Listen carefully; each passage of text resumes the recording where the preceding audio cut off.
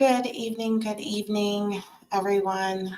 I'm just going to wait a couple minutes to see who tunes in. Yes, I realize I am early, but I would rather get this over with.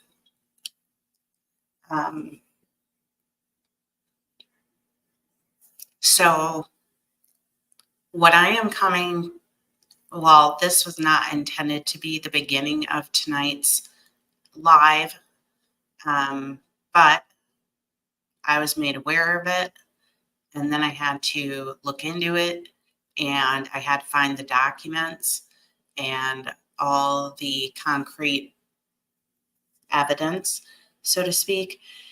And so, as much as I now see that many other people are going to be bringing it to the table tonight, and someone did earlier, there are some people who don't watch every single video, and they don't watch every single platform. And I don't know what degree of evidence other people are showing, so I can only bring forward what I can. Now, if you are new, I would just tell you that I don't bring things like this usually, and I don't do it. If I do, it's not lightly, and I try to get as much weight behind it to show the validity to it. So for those of you who have seen a ton of coverage for some reason that I'm unaware of on this, maybe come back in a while later and, and we'll be talking about something different. So what are we talking about? We are talking about Delina Glass, also known as Nina Glass. And I initially heard about this at a source that I do not usually have any interest in watching or reading. But then I saw a second statement made by a reputable source. So then I thought, okay, I got to dig into this. So I did my own research, and I'm going to relay it. And this is what I do. I'm going to give it to you. You make your own opinions and judgments.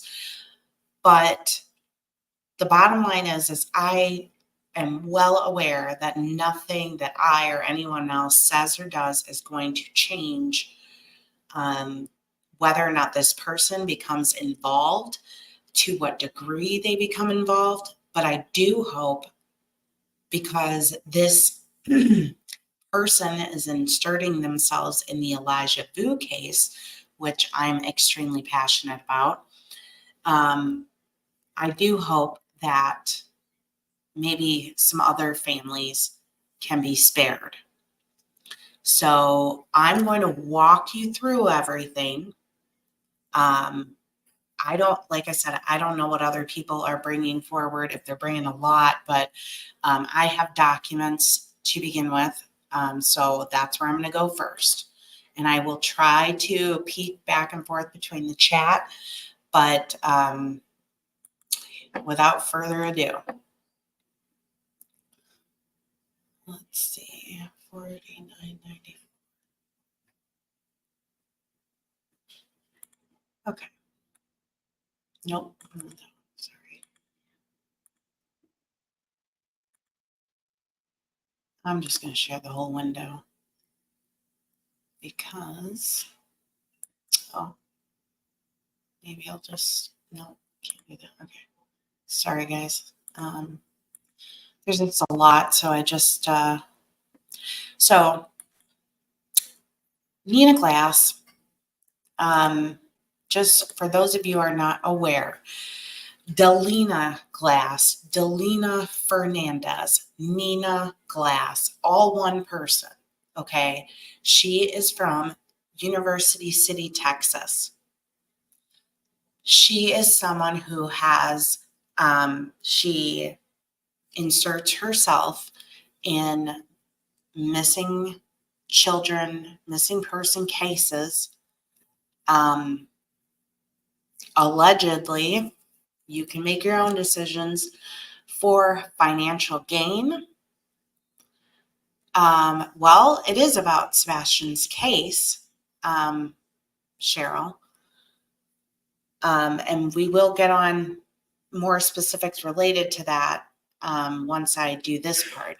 So it's up to you if you wanted to stay or come back or watch once it's done streaming. Anyways, she inserted herself in missing person investigations. She connected with Tony Mathis and got involved in the Caleb Harris case. And now she is involved in the Sebastian Rogers case. Well, she's trying to get to Tennessee. And she is also trying to now be inserted as well in the Elijahvue case. So I'm just going to present the information, and you tell me what you guys think once you have processed the information. I want to make sure I'm on the right screen. Okay, so this first I was one of the lead persons and one of the best friends of the mother of the young man that we were searching for in Calhoun County. And please keep sharing your experiences with her. I was involved and at our station just about 24/7 until he was found. She 1,000,000% hindered the search. She was unprepared, drank, lied about resources, and gave false promises. If it wasn't for our community banding together, we wouldn't have found him. We found our own resources. The family purchased her and her friends coats, gloves, put her up in a nice vacation home for free, provided food, toiletries, you name it. She even had us bring her laundry detergent one night. She had her friend follow anyone around that tried to speak privately. She was supposed to show up at 1:30 that first day and didn't make it until almost midnight and insisted on meeting the family at a local bar. The person that we were searching for, Hunter, his uncle, immediately reached out to me with a huge concern that she was definitely under the influence of drugs and definitely drank. We fooled ourselves out of desperation and believed in her resources. She led us to believe she was there to help. No, she was there to prey on a desperate situation. Do not let her get involved unless you want your precious resources lining her pockets.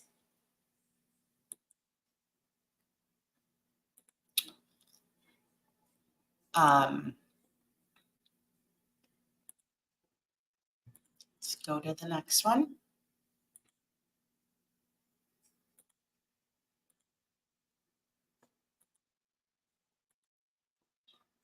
This is a post of hers, just so you are aware. February 26, 2023. As many of my friends and family know, I run a 501c3 nonprofit search and rescue group. We assist families with missing loved ones at no charge to the family.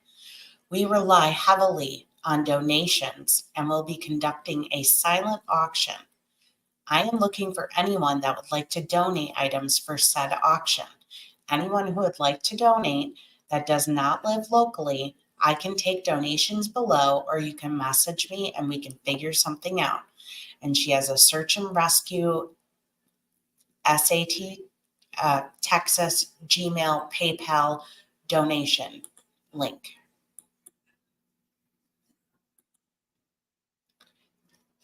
And then there was a comment below that said, where are y'all located? I'm in Canyon Lake, Texas. I would like to donate a wreath. And Nina commented, I'm in Universal City, but I can pick it up.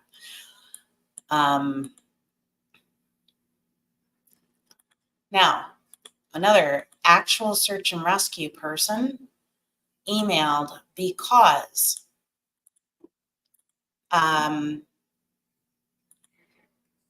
Ms. Nina Glass,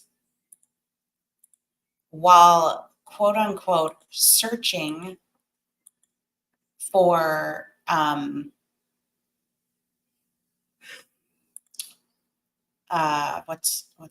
Caleb Harris, I'm sorry. Oh, sorry guys, but there's a lot of stuff here, so I'm trying to scroll through it as quickly as I can. This is Nina Glass posting in the missing talk of Caleb Harris. Pictures from today. Please don't ask questions about the cops. They were helping us today. No, they were not helping her. Do you know how I know why? They were not helping her. Well, I will show you. No, I didn't just take a screenshot and make up a story here. So what do we got here? This is directly from Senior Officer Antonio Contreras, Corpus Christi Police Department. Okay.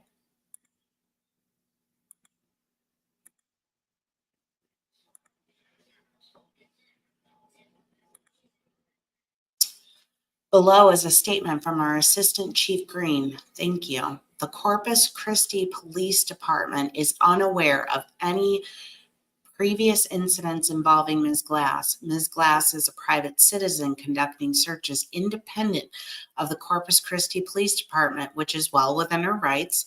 Ms. Glass is not now conducting, nor has she ever conducted any search efforts under the direction or supervision of the Corpus Christi Police Department.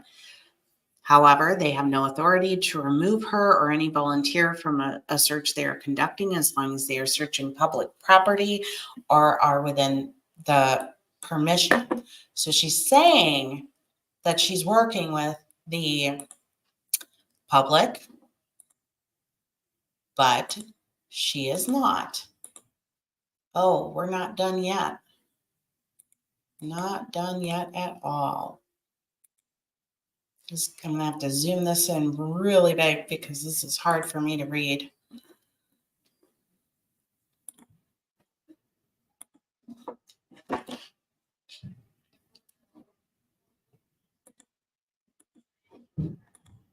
All right. This is, I have to zoom it out. Well, I'll tell you, it's the San Antonio Police Department. So now I got to zoom it in because we're talking about a real document here. Okay, I was dispatched to the above address for a theft report. When I arrived, I was holding, oh boy, this is like really small, guys, sorry. I was holding AP and AP in custody for shoplifting. R told me that he had prior knowledge of AP stealing from the store through sources within the store. So he decided to watch more carefully. AP was a cashier at Register 13 today. AP came to the store while AP was working today and had a small conversation with her at the register. R saw this through surveillance camera and notified W, who followed AP. Oh, guys, this is like, are we kidding me here? This is crazy hard to read on here. All right, I think this one's too hard for me. I'm sorry. I'm going to have to skip that one. You get it, though. We are talking about, it was a shoplifting incident. So let me put that there. That is what that was. Okay, now we are going to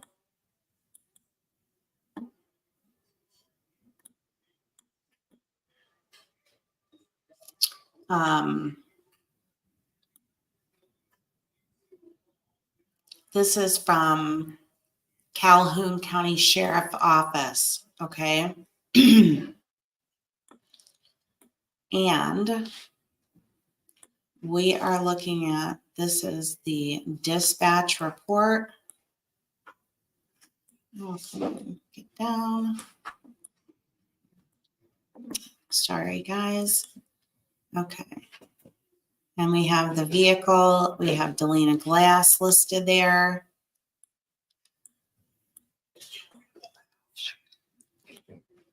Oh, for heaven's sake. Oh, that's because it was cut off. Here we go. Okay. So now I have to share this tab. Okay. Sorry, guys, if you can see, like these are tiny. Okay. Okay, so they advise they've run a code so it doesn't break out into a disturbance. Staging at the clubhouse. Let's see. Hot-headed guys. Let's see.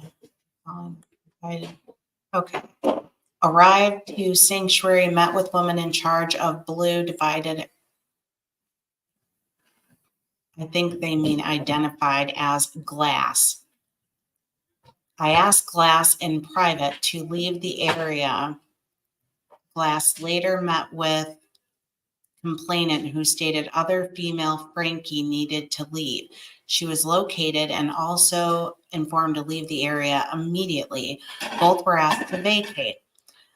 Asked both females where they were from, stating San Antonio. I told them to head back to San Antonio. The police decided to stand by, waiting to make sure that Nina and her friend left the premises. They then asked the complainants if they were satisfied with how things were handled, and they were going to make sure that they were leaving. And then, let's see, they left the house. The house was secure. I'm sorry, guys. These are like really small. Okay, so they're trying to get a picture of what is going on. Let me see. Unfortunately, these are like really small, really small tabs. And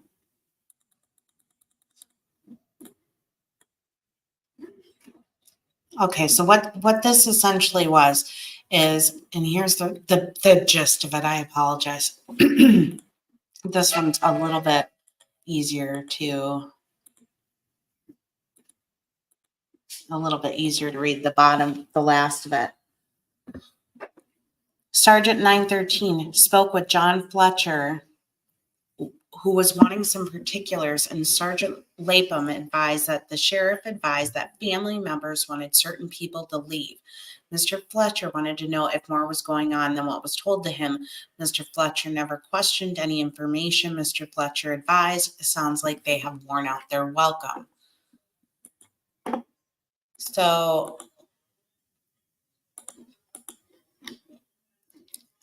where is this?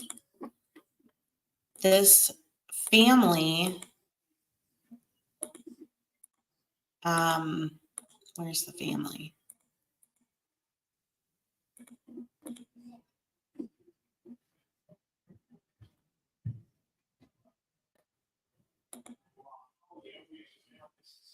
The family asked her not to come back. Okay. They asked her not to come back, and we saw that.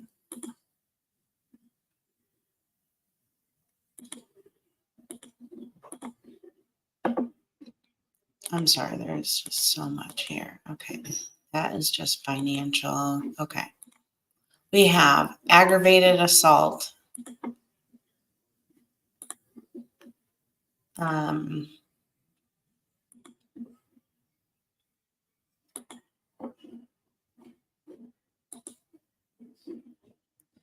Yes, let's be clear. This is not Nina Gomez. We are not. We are talking about Delina Glass, Delina Fernandez, Nina Fernandez. Okay. Domestic disturbance, aggravated assault with a deadly weapon. I have here Mr. Villarreal from the Calhoun County Sheriff's Office. My clerk advised me you were requesting a comment on the interaction. Yeah, this is, because I'm not going to bring you guys lies. Mr. Villarreal, my records clerk advised me you were requesting a comment on the interaction with Mrs. Glass. I can only say that her presence was unwelcomed by the family after a short time. The family contacted me and requested she and her partner be removed from the home they were allowed to stay in, as well as be kept from coming to search headquarters. I had my deputies remove both parties. As of this date, any possible charges are being investigated, so I have nothing further I can give you. Sheriff B.J. Vickery, Calhoun County Sheriff. Not playing. Oh, yeah, we got that, Vivian. It's coming. Yep, I got that too. So where is the, oh, I got that. Yeah, that is,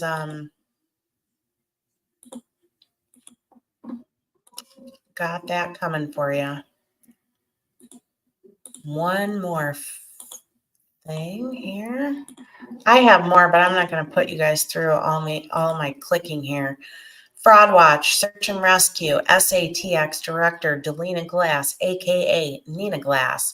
In my first article on Search and Rescue San Antonio and its director, Nina, I brought to light fraudulent behavior and activity which occurred between March 2021 and December 2021. It detailed how, while having her organization registered as a for-profit business, she misrepresented Search and Rescue SATX as a nonprofit organization and not only solicited, but also collected donations under that pretense. Although this amounts to theft by deception, it is uncertain if there is any investigation into it. After publishing my article, I was contacted by an individual from Port O'Connor, Texas, regarding a recent interaction that she and a family had with Glass on a search that has left them with more grief than they already had. Here's what Carrie Skalick had to say about Glass after a search for her friend's missing son. We started to see some big red flags and got her out of there. We are just cracking the doors open, realizing that she is a fraud. She was supposed to be there Tuesday by 2 p.m. She showed up at midnight, high, drunk. She was for sure drinking. I witnessed that, and we feel she was definitely under the influence of drugs, but didn't see her consume any. She lies and then hustles her way through it and adapts and manipulates to whatever circumstances that she needs to. She definitely hindered the investigation. We kept waiting for her resources, but they never came. They just elongated the process. We would have found him sooner. Another group involved in the search, Blue Diver Search and Recovery, wants everyone to know they are not affiliated with Nina Glass or her group. Only interacted with them on 2 searches, including the one in Port O'Connor, and have no plans to work with her in the future. Glass asked me if I wanted to party, and she told me she had some good stuff with her. I told her no, she was unprofessional. After looking into the incident once more, I learned that Glass and one of her volunteers were escorted to the Calhoun County line by the local sheriff's department after Ms. Skalick called the department asking that they be removed from the house that the family had provided for lodging and informed them they did not want Glass at the search headquarters. The family contacted me, asked that she be removed.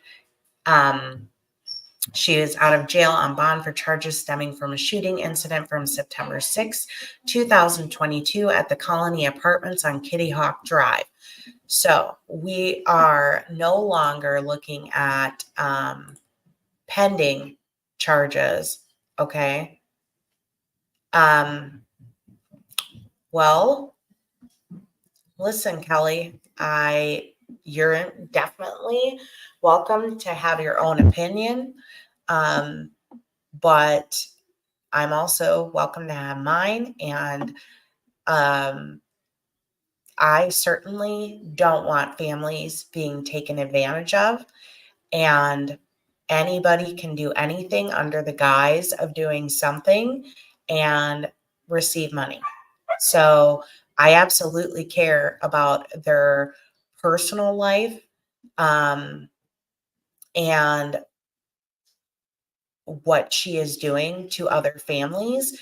And if she is innocent, I have a feeling this will be going to a court of law, because there are a lot of people that are going to want answers, and she can answer for them in a court of law, and she will either be found innocent or guilty. I am just bringing forth documentation, and anyone here can make their own, form their own opinions and their judgments.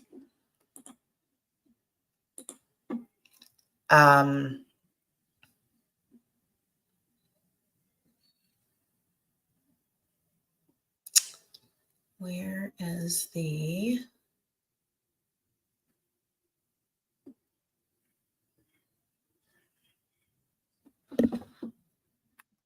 So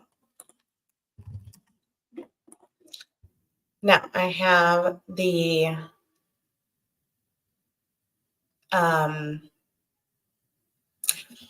right, Kelly, but the problem is there's a lot of people that donate money because they think that they're doing something good.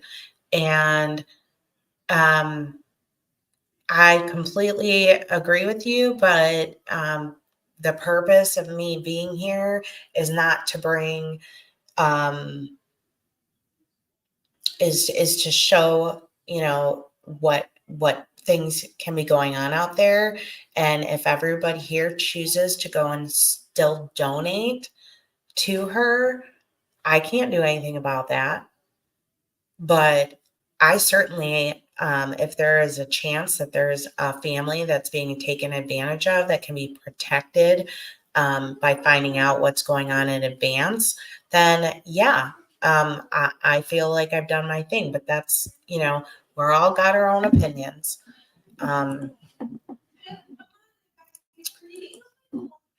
And so there are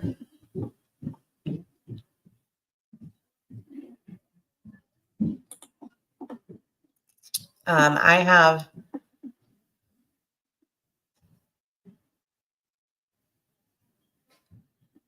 well, okay, I'm just going to start here. We're just going to do this part, which is kind of painful. So I did find a video by another creator, and maybe some of you have seen it already, and she does go through like the court clips and things like that. However, I was not able to find the original conversation video that is between Tony Mathis and Nina. I couldn't find the root video. So I know a lot of you, know that I don't often, really swear a lot and things like that. But the only way I can get you to see that, because I don't want you to think I'm making it up, unfortunately, is to show this from her platform.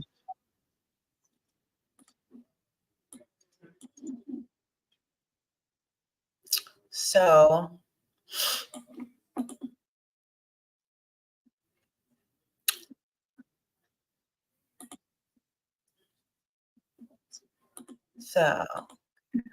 is an application. Court. So I am going to try and get us right to the very beginning here, where their video kind of starts. Okay. Move that forward. Here we go. All right, there's our friend Tony. Janet, I agree with you. The drama unfortunately keeps Sebastian out there, and it is now coming down to money, which is very unfortunate. But I do understand your sentiments, and I agree. It's just the way it is. Okay, so here we go. Here's our, man of the year. When did Tony join the team? May 4th. Hey, Summy. Around the 4th, right? About 2 weeks ago. Tony came along. The PIs disappeared. All the professionals no longer want to work with Seth, but he gets Tony in here. Tony the phony.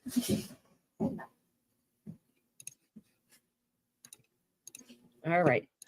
Get the community involved, but it takes a lot to get, I just looked at it today. It's 985 miles. My truck. So the woman speaking here is no other than Nina. But he could have borrowed a motorcycle, right? The same way he offered one to Pascal. He could have borrowed. Like number 56. Thank you, Tammy. Keep hitting the likes. We get into the algorithm. Let more people see the phonies that are involved with the Tony. Hey, Perry. Okay, so this is Nina. Nina speaking. I'm going to show you all a lot about Nina. Get the community involved, but it takes a lot to get, I just looked at it today. It's 985 miles. My truck is a diesel. It's about 130, 140 to fill it up. 400 miles to the full tank. I mean, it takes a lot from the community and surrounding members. So she wants money, right? They have this grand idea for this 501c, but she wants money. Nina needs your money to fill up her alleged truck, right? It takes diesel. Listen, this woman, after I show you who and what this woman is, you understand this broke ass bitch ain't got no diesel, okay? But let's just go ahead and listen a little farther. Right. We So if you did like a fundraiser for it, that would help. 1,000%. 1,000% a fundraiser. That this broke ass bitch can't afford $200, right? That she can't do that. What else will she need? Cigarettes?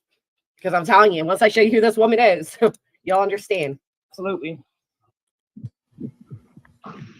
And I can tell you this, that Stephen Crabtree is a very good friend of mine. I don't know if you ladies know Stephen or not. Yes. Yes, we follow each other. Yeah, he is a salt of the earth human. And I can tell you that once we get Nina to Hendersonville, she'll have everything she needs. But just for complete transparency, she's got to have some vehicle work done. So now it's just not about gas, right? Now it's no longer just about the gas, the diesel that she'll need. Now she also needs vehicle work done. What kind of professional is out here driving with a vehicle that needs work done, right?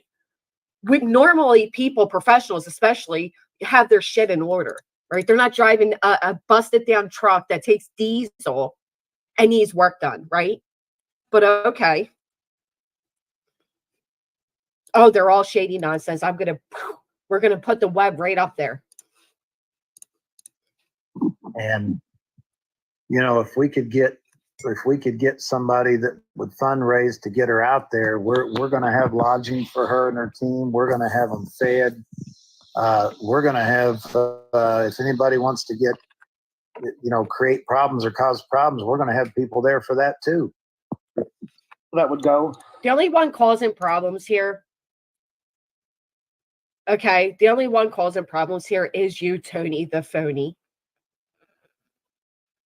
Now let's hear it again without my interruption. All right. Get the community involved. Hey, But Savannah, it takes a Christine. lot to get, I just looked at it today. It's 985 miles. My truck is a diesel. It's about 130, 140 to fill it up. 400 miles to the full tank. I mean, it takes a. I just want to pause really quick, just because it was Kelly made a comment about Stephen, and I will just say no. And I will make this very clear right now. While I do agree with statements that are made in this video that I am showing you right now, there are some statements that I don't necessarily agree with. And the person referenced in this video, Stephen, he is a salt of the earth person. I absolutely don't want anybody by any shape or form to think that Stephen is in any way trying to do any wrongdoing at all. So let me just get that out there really quick.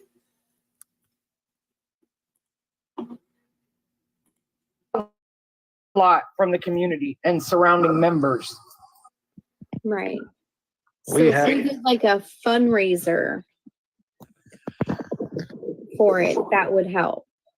1000%. Absolutely. And I can tell you this, that Stephen Crabtree is a very good friend of mine. I don't know if you ladies know Stephen or not. Steve is the one that wants to start the 501, right? Hey, chap, thank you so much. I appreciate that. Thank you. Hey, Chris. So he, very good friend of his, right? You're surrounded by all the shady McNadies, aren't you? Very good friend of his. Yes. Yes, we follow each other. Oh, we follow Yeah, each he is a other. salt of the earth human. And I can tell. Well, I'm not entirely sure if I have the wrong person, but I believe the Stephen there, if the Stephen they are talking about is from like near Hendersonville, if that is who they are talking about, that's who I'm saying. I have nothing negative to say. If it's not that Stephen, I don't know who they're talking about then, and I'm not going to give an opinion. Tell you that once we get Nina to Hendersonville, she'll have everything she needs.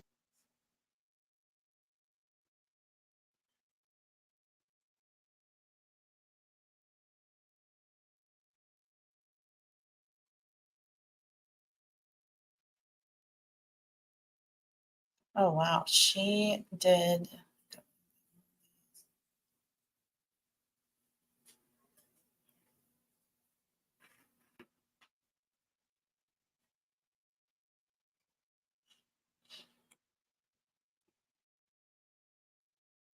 That's the lovely Nina. Hello, Nina. Miss, my car's busted down and I need diesel. Hello. Right. Are they having an armed civilian security? What are they? I'm going to show the court hearing through here only because that it's faster than the whole entire 2 videos. But if you want those root source links, I can give them to you. And I'm not going to watch, so don't worry. We're not playing this entire stream. And as I fast forwarded, I saw she had documents too. I didn't even go that far, honestly. So, but yes, all of this information is certainly public record. Who are these people? I'll tell you who these people are. These are the type of people that Seth Rogers works with every day. These are the type of people that are inside the jail that Seth Rogers works at. That's what these people are.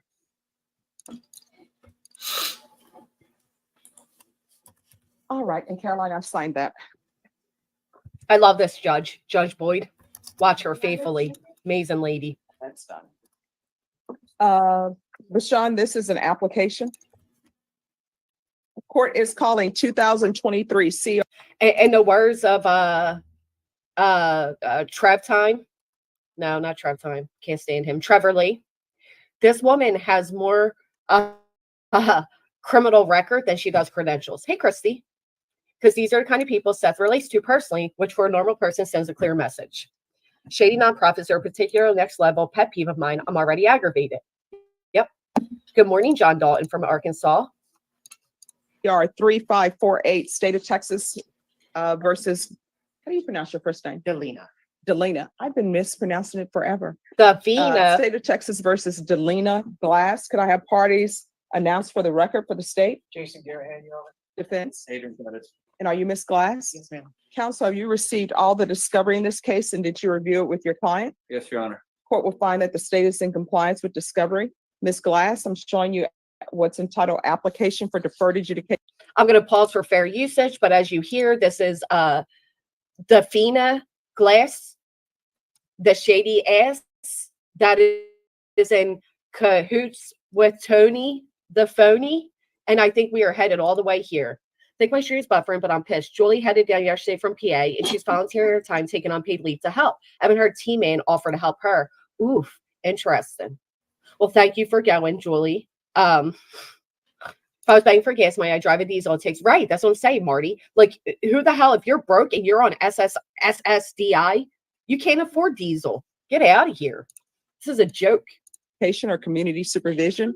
Did you review that with your attorney? Did you understand it? And did you sign it? Yes, Your Honor. Let me jump ahead of myself really quick and tell you all that Nina owes, obviously she owes restitution. She owes community service. Nina has been granted community service with her help in the Caleb Harris case. Her help has not been helpful. Okay. So she receives credits through the court for being a convict for helping with these missing children. Make that make sense? Does she have permission from her probation officer to even leave the state, and that diesel truck she can't afford and needs to be fixed? Showing you what's entitled True Bill of Indictment. Did you review that with your attorney? Did you understand it? Yes, Your Honor. Counsel, do you waive the reading of the indictment? Yes, Your Mhm. Honor. State, are you proceeding on the indictment as presented? We are. Ms. Glass, I'm showing you what's entitled Court Admonishments and Defendants Waivers and Affidavit of Admonitions. Did you review that document with your attorney? Did you understand it? Did you sign it in all the appropriate places? Yes, Your Honor. Did you understand you're charged with the offense of aggravated assault with a deadly weapon? That's a second degree. Listen to that again. Do you hear what she is being charged with here? Listen again. Did you understand you're charged with the offense of aggravated assault with a deadly weapon? That's a second degree felony. Do you want this woman searching for your child? Yes, so Chloe Pro Bono, the professional, was dropped for felons, you know, good old Tony boy over there. And now Julia, another credentialed professional woman, isn't receiving any help, but this person is. Oh, they've been working together for a very long time. They both involved themselves financially to benefit financially off of Caleb. Let's rewind it back. Hear it again. You understand you're charged with the offense of aggravated assault with a deadly weapon. That's a second degree felony. The range of punishment is anywhere from 2 to 20 years in prison and up to a $10,000 fine. Did you understand? Yes, Your Honor. If you have a plea bargain agreement with the state, the court does not have to follow your plea. If for any reason the court doesn't follow your plea and gives you more than you bargained for, the fact that you entered a plea will not be used against you, and you will be allowed to withdraw your plea. Did you understand? Yes, Your Honor. Did you understand there, Miss Nina? Let me tell you something. I was wondering why she's laughing too. I don't know. But I like this judge, so I don't care. I will say this. The fact that Nina's holding her purse is so unprofessional. You put it on the table. I can't stand people like Nina. There's nothing professional about her. Did you understand you have a right to jury trial, a right for you or your attorney to cross-examine and confront any witnesses the state would call, and the right to remain silent? Yes, Your Honor. Did you understand by entering this plea bargain agreement, you were giving up those rights? Yes, Your Honor. And did you So she pled guilty to assault with a deadly weapon. She pled guilty. intend to give up those rights and enter into a plea in this case? Yes, Your Honor. Did you understand that the court were to grant your application for deferred adjudication? If for any reason your deferred adjudication were revoked, the court could find you guilty, sentence you up to 20 years in prison and up to a $10,000 fine. Yes, Your Honor. Counsel, has your client been able to provide you with any defenses? Yes, Your Honor. Let's hear Nina's defense. This woman who inserted herself for the financial gain off the back of missing children. You believe she has a rational as well as a factual understanding of the charges against her? Yes, Your Honor. Do you believe she's currently competent and was legally sane at the time of the offense? Yes, Your Honor. Ms. Glass, has anyone threatened you, coerced you, or placed you in fear to get you to enter this plea? No, Your Honor. Has anyone promised you anything other than the plea? No, Your Honor. Are you satisfied with the way you've been represented? Yes, Your Honor. Are you a U.S. citizen? Yes, Your Honor. Court will find that defendant has knowingly and voluntarily. Okay, so I just want to update. We have some people that just kind of joined in. We have, and you can always go back afterwards to the very beginning. We have been looking through some documents, statements, police statements, emails from police. Now we are just trying to catch. I basically used this video so that I could show that there conversation that Nina and Tony had regarding raising money to fix this woman's vehicle, to have her come to Tennessee to help with that search. She is involved in the Caleb Harris search. She is trying to insert herself from a distance in the elijahvue case. She has a lot about fundraising, money, cash apps, all these things. And I do have more, and I don't know if other people have where I'm about to show you after this. We're not going to watch a whole lot more. I'll try to maybe just kind of fast forward here so you guys can understand this. Waived her right to jury trial. Charged with. What kind of nonsense are you on with Underage now? children at your home. Coming over to start something, and the brother's like, well, I'm going to come over there to help in case there's any problem. Nobody thinks of calling the police. Then you get involved. That's because they're asking for us to pay for her to get to Tennessee, Patty. I'm sorry you came in late and misunderstood. Yes, I usually take, you sound like you're 15 years old. Yeah, I really care what a horse's ass thinks of me. This is no other than Nina. I'll go back and revisit so you guys can all see it again. You fire a shot. She killed her son. You Get the could've fuck killed out her. of here. You're saying that Katie killed her son, Maui girl, right? You spelled girl wrong. You're saying she killed her son. Done. Guess what? It doesn't matter if there are 20 people around. It doesn't matter if we're in a crowded stairwell. Whoever gets shot, gets shot. And guess what? That bullet that went through somebody's apartment, because they say it went through somebody else's apartment who has nothing to do with nothing. She could have killed anybody that day. This woman couldn't control her anger and resorted to grabbing a gun and shooting, and the bullet went through an apartment of somebody not even involved. Alyssa, I'll go back and revisit that. Their child, and we've had a case like that before, their child just standing in the kitchen, minding their own business, cooking, end up with a bullet in the brain splatter and brain matter all over the floor, and they have nothing to do with nothing. Ooh. And then the defendant is up in here crying, which you would have been up and crying. I didn't mean to do it. Pulling a weapon should not be somebody's first thought. Coward. You should have picked up the phone, and I understand that this started at a different complex, and then y'all took it to another complex. Everybody should have been calling the police. Coward. Pulls a gun without any concern for anybody around. Yes, ma'am. That's people should not have been open the doors. And if your son was coming over to help his sister, you know what he should have said? We're gonna close this door. We're gonna keep the door locked. We're gonna call the police. Yes, ma'am. And that would have been the end of it. Now, guess what? So the whole family's gangsters out of control, right? And this is who we're sending to help search for Sebastian. This is who needs your money to fix her diesel truck to get to Tennessee. This is who Tony Mathis co-signs for. You got a criminal case pending, Yes, ma'am. and you're gonna be on deferred for aggravated assault with a deadly weapon, and you will forever be labeled as somebody who has a felony. Yes, ma'am. What, Angie? Are Do you have serious? any- What would I have done if it was my daughter? I'd call the police. You think I just shoot and take the risk of killing anybody? Are you kidding me? What kind of nonsense are you on with underage now? children at your home? Yes, ma'am. What are their ages? She's 17. 17-year-old daughter. Okay. This is what the court is going to do. Court is going to sentence you to 10 years deferred that's being asked for. There's a $2,000 fine that will be probated. There's an affirmative finding of deadly weapon.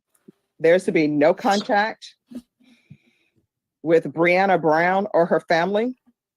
And if Brianna Brown shows up to your daughters or shows up to your place because she still thinks she's got a great catch with this ex-boyfriend, you need to call the police.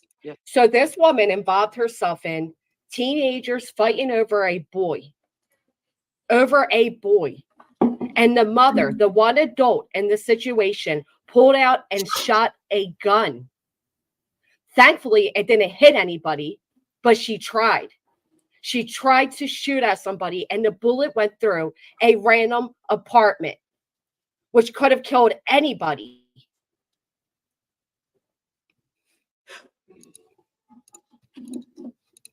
Yes, ma'am.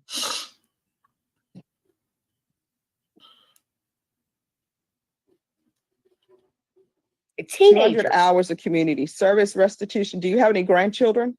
Yes, I have three. And who's the parent of those? Three My grandchildren. 26-year-old son. All right. Do you ever babysit? Yes, ma'am. 3 days a week. All right. There's going to be parenting classes. I'm going to want regular UAs. If you're drug tested today, what are the results going to be? Negative. All right. We're going to do a UA today. Regular reporting by Zoom or in person. Oh, wait, it gets better. That's it. I think Seth needs to get back to the professionals. That's it. Anger management classes. Anger management classes. I'm going to want field visits Field visits. 1 time per month Yes, P-tests. UA. for 3 months. If everything works out with the field visits, then probation, you can do those as you see fit. And the MRT course. Probation, is there anything else she needs?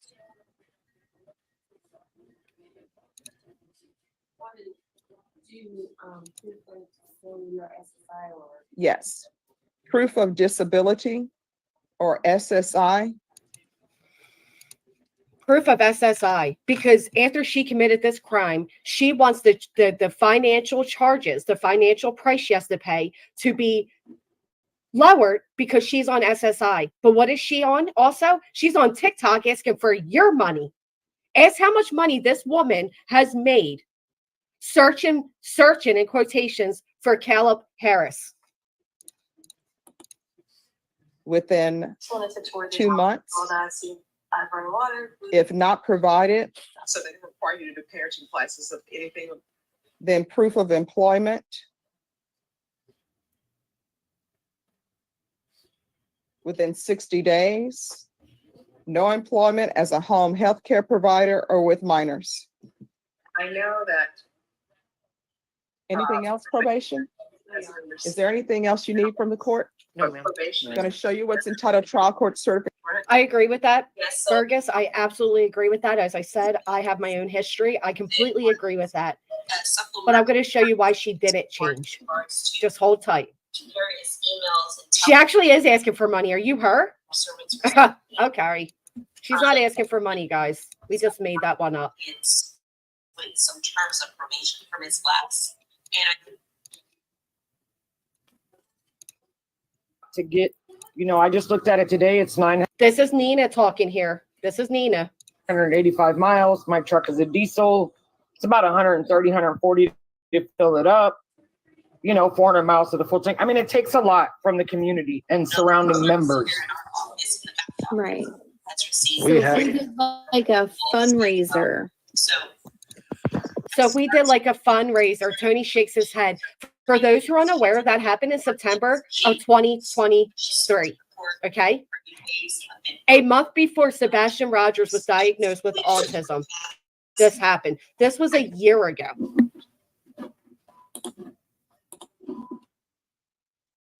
All right, guys. So, if you thought that was bad, so just a little perspective. I believe, okay, that was last year. Okay, she was sentenced for this last year. And I don't know if the person defending her in this group is still here, but and look, I can't convince anybody. But this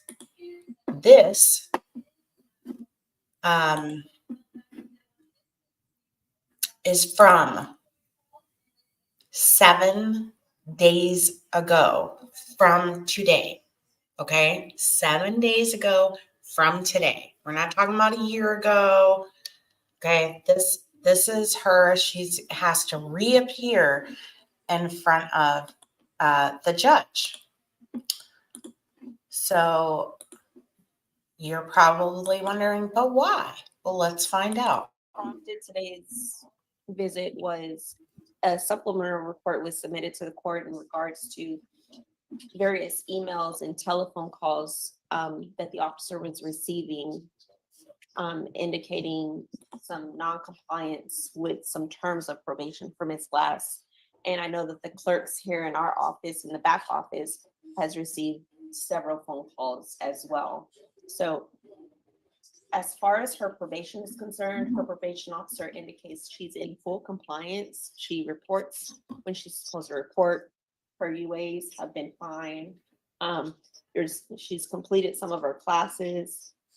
She's making her payments on time. There's not any issues. She's just been really compliant at this point. But I know that Judge, you kind of wanted to talk to her about what's been going on and the claims. All right.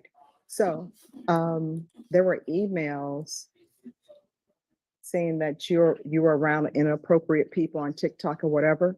But what I can tell you is that the letters I've received from people in the community saying you're great. So I go on facts. People can start rumors, but for me, it's, yeah, but what do the facts say? And that is why I wanted to have this hearing so that you would know. I don't go on rumors. It's show me the facts. That's why I wanted to know, is there any truth to these allegations? And probation is telling me there's nothing there. So I wanted to let you know in case you were concerned Very concerned. that I was going to do something. I think your attorney will tell you, anytime I have a report about people on probation, normally, unless it's somebody who maybe has picked up a violent offense, I always set it for a hearing so we can have a conversation about it. Yes, ma'am. But I did receive some beautiful letters, and they're saying that you're doing excellent, and probation is saying you're doing excellent on probation. Just trying to change. I run a search and rescue looking for missing persons. That's my nonprofit. Mhm. And we were down in Corpus Christi helping a family with permission of my probation officer. He gave me passes. And people were donating to keep me down there. And it just kind of turned into a cancel culture kind of thing Mhm. where they were just trying to get me in trouble. I even have an email in my bag from the Corpus Christi Police Department stating that I wasn't doing anything wrong. Yeah. They tried to get me removed. Well, again, what I can tell you is the emails and letters that I've received have been that you're doing great things. At the risk of sounding juvenile, Judge, I've looked through her paperwork and Facebook and so forth.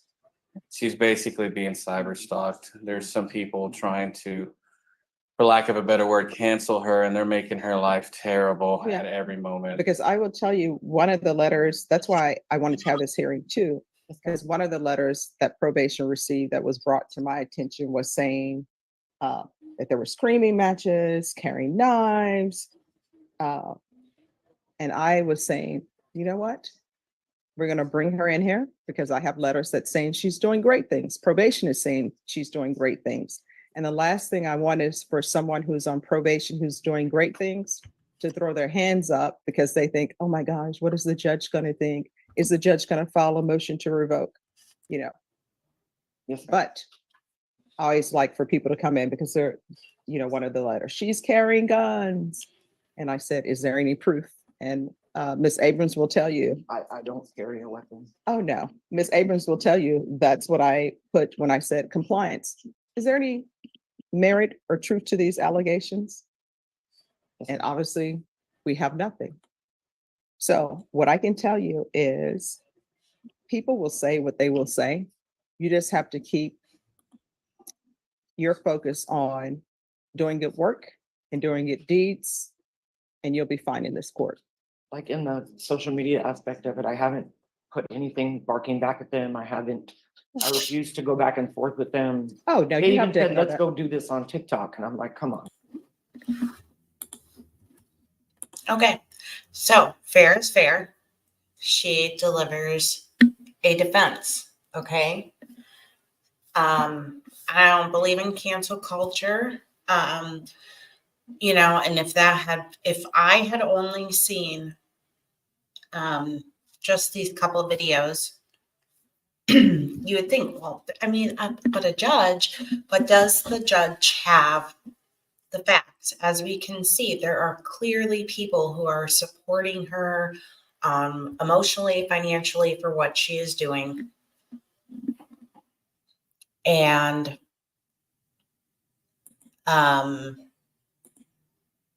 but this does not stop. So again, I don't know how far anyone else has went, but I tried to get really nitty gritty here. Okay. You have to understand, this is not a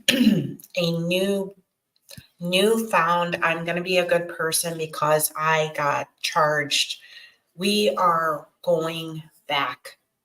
You know, we're talking about changing the names of organizations once you burned up the one you had, changing all of these things. So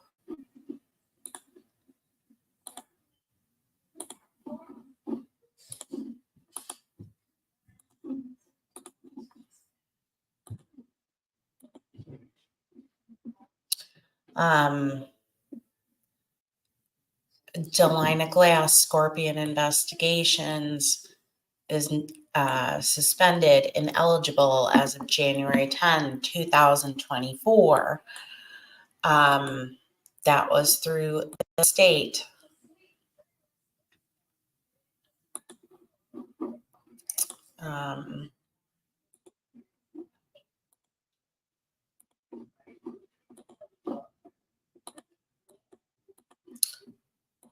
This, you might think this was the same one I showed you earlier, but it was not.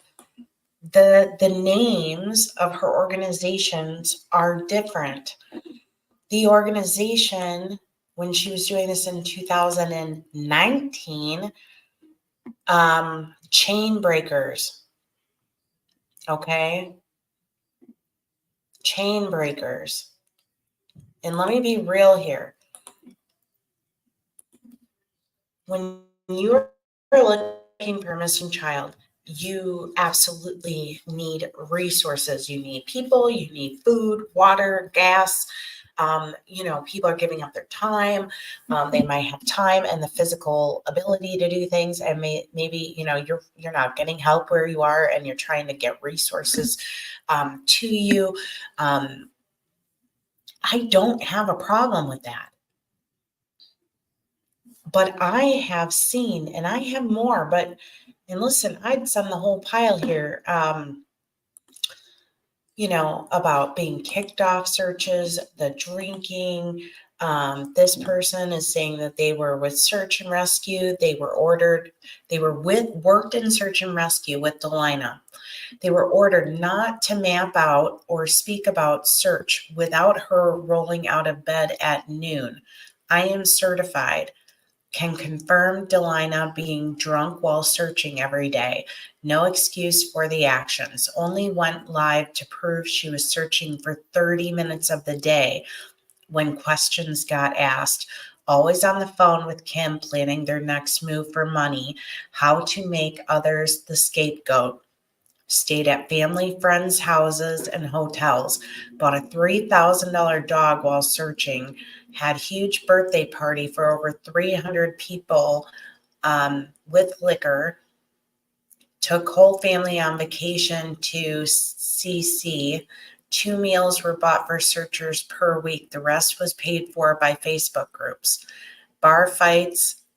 Many calls overheard about running background checks on our own team for social security numbers for leverage to make purchases under their name, making everyone sign gag orders because they knew too much about money and illegal activities. Phone calls about SATX members, merch, buyers going missing if they ask questions because she has your address. She is a con artist. She has a past. Everyone loves a good comeback story, but this is not one of them.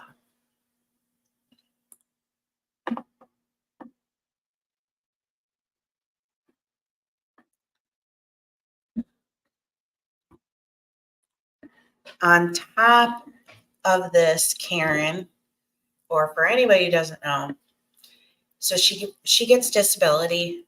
And so we didn't watch the whole court thing because there's other things to talk about. So she gets disability, and she was asked why she gets disability. And I don't care why anybody gets disability. You know, there's people who get it for emotional, mental, whatever. It doesn't matter. But she gets it she had like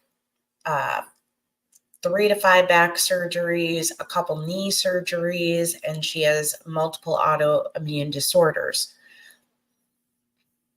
Now, the girl whose video we were watching had a really good point. Like, okay, you've had multiple of these surgeries, debilitating surgeries, to the point where you got approved for disability, which is not easy to do for a physical injury. And how are you navigating the train out there?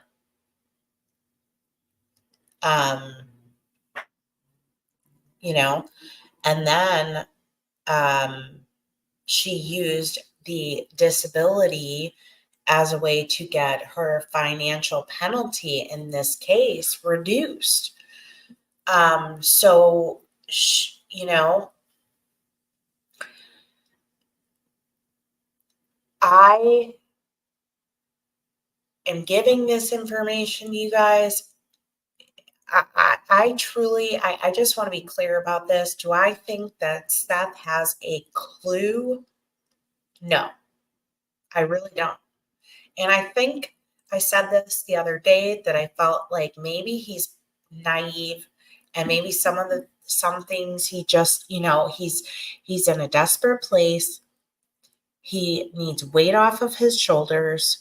He's so stressed out. He's exhausted, you know, and people are throwing him lifelines, and he's taking them. This person said that these people came from were recommended by a creator.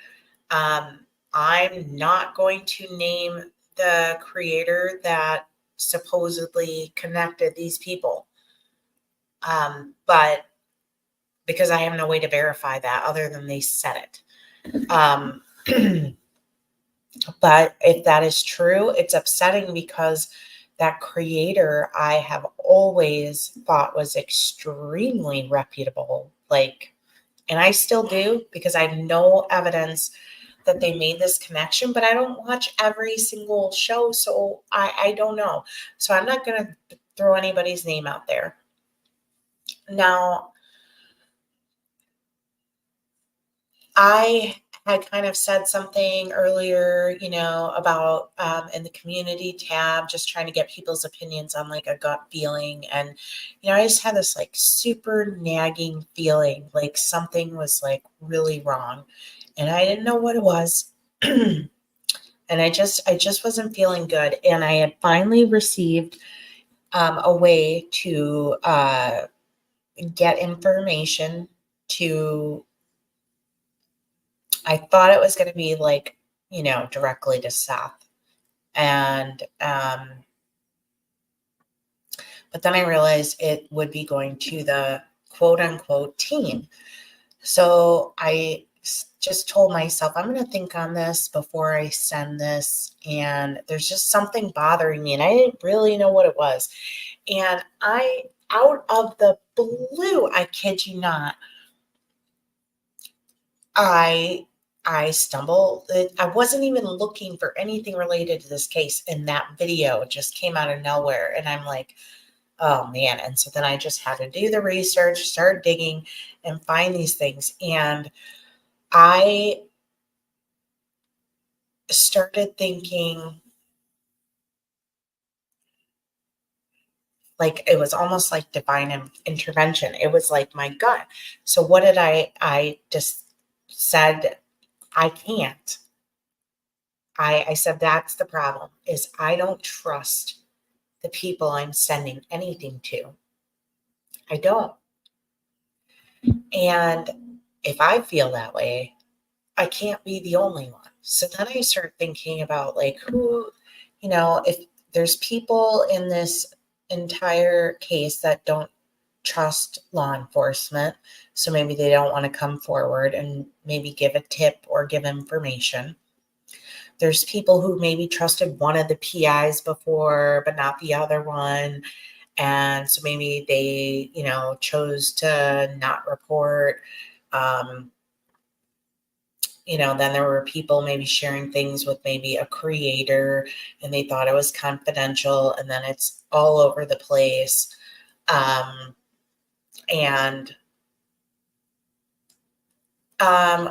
Fruity Pebbles,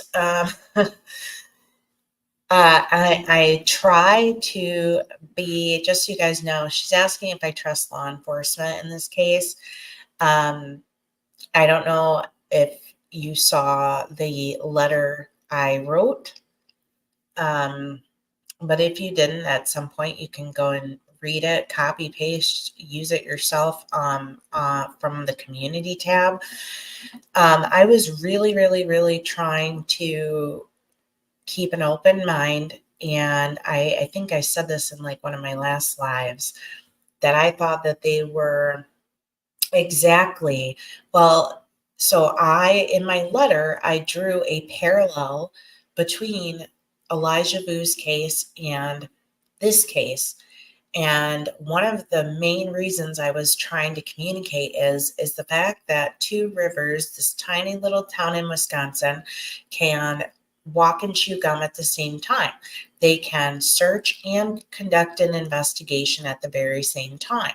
So I try to give them the benefit of the doubt that there is this massive undercover investigation going on that we don't know about, and they're just trying to get that smoking gun.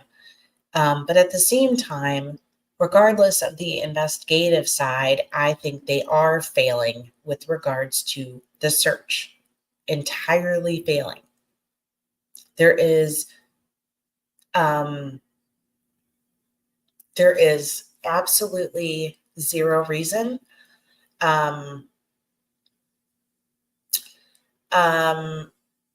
Actually, it's funny you mentioned chasing true crime, because why did I feel like they shared something, one of the clips that I have here, and I feel like it might have been in support of Nina, and I want to call her Delina because I don't want people getting her confused with our sweet. That's what drove me to click on the video, is I saw Nina and I thought, wait, Tony's trying to get like money to Nina. This is great. We need to get money. We let's fundraise, pay her attorney bills, get her the best fleet of attorneys. But it wasn't for that Nina. That's what made me click on the video.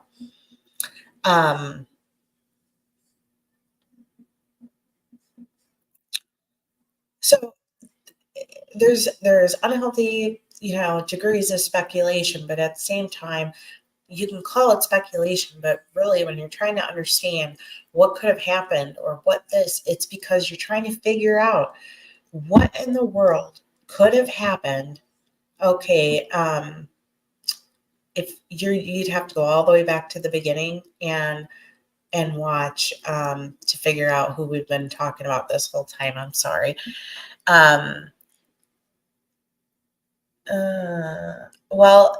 Vivian, we actually, I don't know if you've watched a lot of our lives, but we have, I'm going to just pin this here so that everybody knows what we're talking about here. Thank you for the comment, explaining. Okay, so let me just say, Vivian, we actually have had brainstorming sessions right here. And what is very interesting is if you actually go to a live, what was it, last weekend, maybe, we were in a map and we were looking at a location, and this location just happened to be in Memphis. And who comes jumping into chat with like this huge distraction? You can only guess. Oh, okay, Vivian. Okay. Okay. I was thinking like you've been here. Like I was like, wait, what? Okay, but some people just like, I don't know. So sorry about that. Okay, so I'm not gonna go rambling on that. Okay, but the reality is, like I said when I said this, I'm passing this on. I really care more than anything that I'm gonna get this to elijahvue searchers and family, because if I can prevent anything bad from happening, I would like to. Yes, there is somebody that I can get this to that I think could get it to Seth directly, but I don't know if I would ever know if he really got it. And a lot of people, if they haven't watched your channel to kind of know how you do things, they might just chalk you up to being, you just hate this person, you just don't like them. And if you'll notice, I have not went on and on and on about things that Tony has been accused of, because I am still struggling with concrete vetting of that information. So I don't think it's appropriate to put it out there. I have the ability to get it directly to a relative of his now. So I'm going to do that. Well, this just happened today, but yeah, I actually thought about making some calls. And, I hope that Seth evaluates what happened, because, I think he should, but I can't make that decision for him. And for every person that believes one way, you're going to have somebody else who believes another. And so I think it's just going to maybe take somebody that, he's got a lot of respect for. But I do think there's a high chance he's at this point being taken advantage of, and maybe believes that the people around him are smarter. And so he should just trust what they're saying. And I really don't, Okay, but so many of you have likely watched The Lab. I'm guessing a lot of you also watched The Lab. I watched almost all of it, I think, yesterday and this morning. So it was like Bluetooth, because literally they're saying comments that were like in all my notes from these little interviews, all my observations and analysis. And I was just like, yeah. And quite a lot of it we have talked about here before. And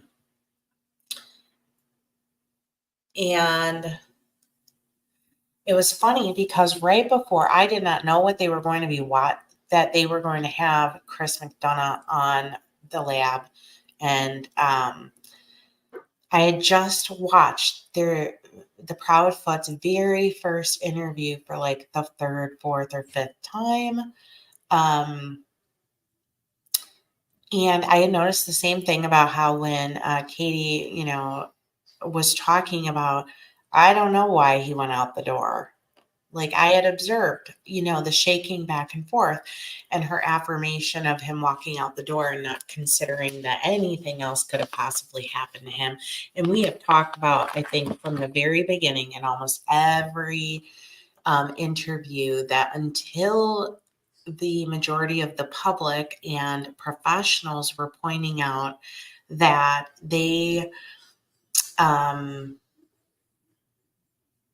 were being so conclusive about him walking out the door, eventually they circle back and they start changing and we could consider that could be a possibility. And then they start opening their mind to there is a possibility. But in the very beginning, it was never a possibility to them when they were doing their interviews. And then we have the DA statement, which was really upsetting, was that, you know, that there's no evidence to arrest anybody, which is what law enforcement has said, and they it's funny because Chris echoes law enforcement and the DA, and I don't think he knows it when he continuously says, y'all don't have proof, y'all don't have evidence. Not you're wrong, just saying you don't have proof, you don't have evidence. So when you use that to analyze what Chris says, you can apply that to law enforcement as well. They're not telling you they're clear. They've been alibied. We know everything about them. Take them off the table. They're telling you we don't have enough evidence.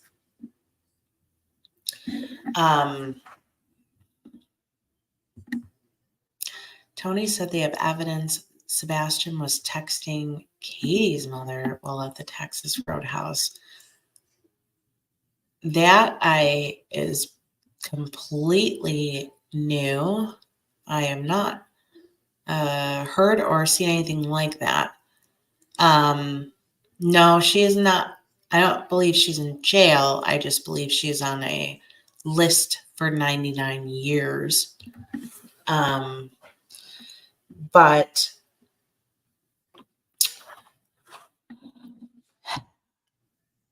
I was thinking about, I read some multiple comments about yet again, apparently obstacles.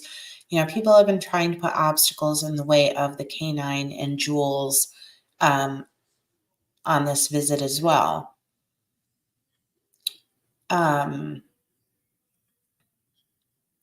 Well, no, I think they didn't.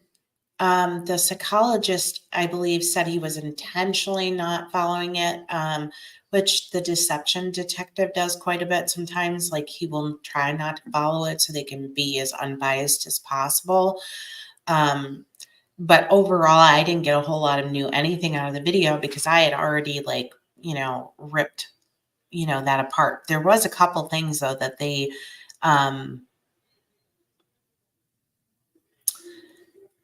one shot, so I am curious if they're talking about this, if that is referencing the dash cam that everybody is talking about.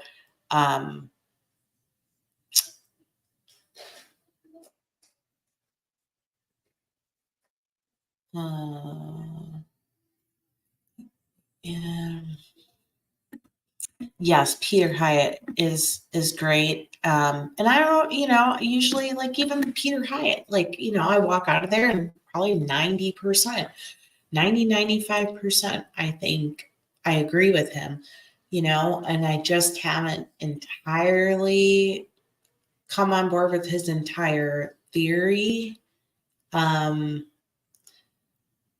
But we'll see. I am wondering if One Shot is talking about this dash cam.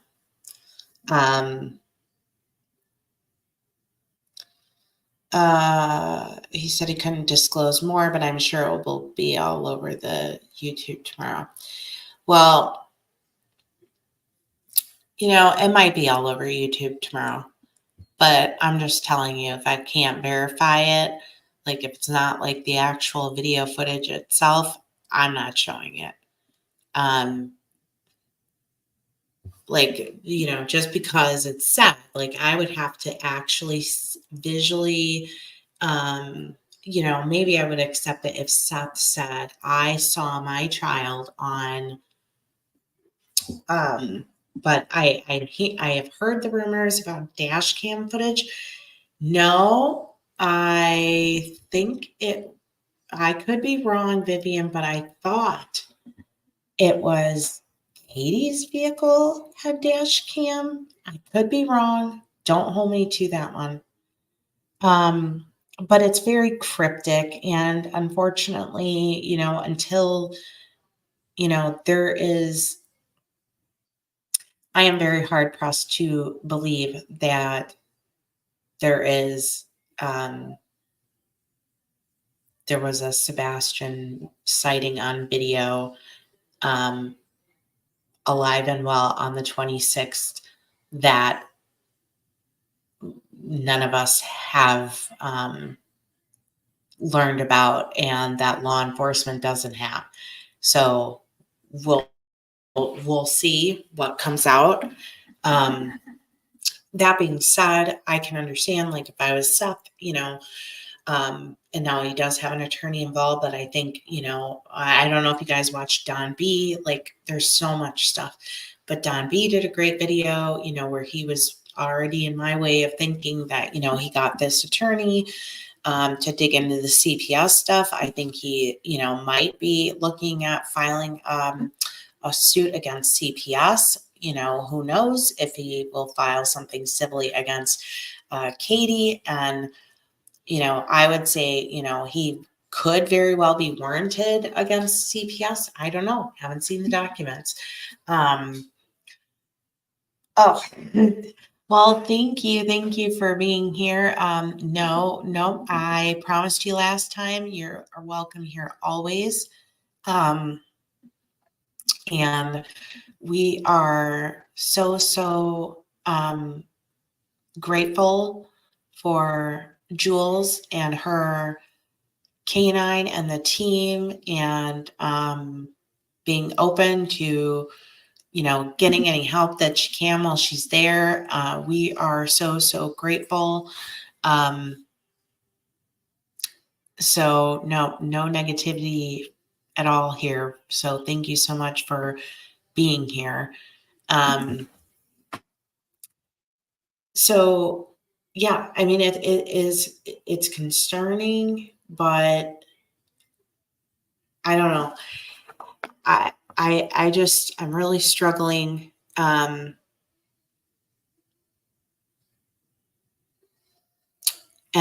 what concerns me is, you know, whether it's the canine handler or when we were doing the video and we were discussing mapping, or certain, it wasn't the web sleuth. Was it the web sleuth interview? Was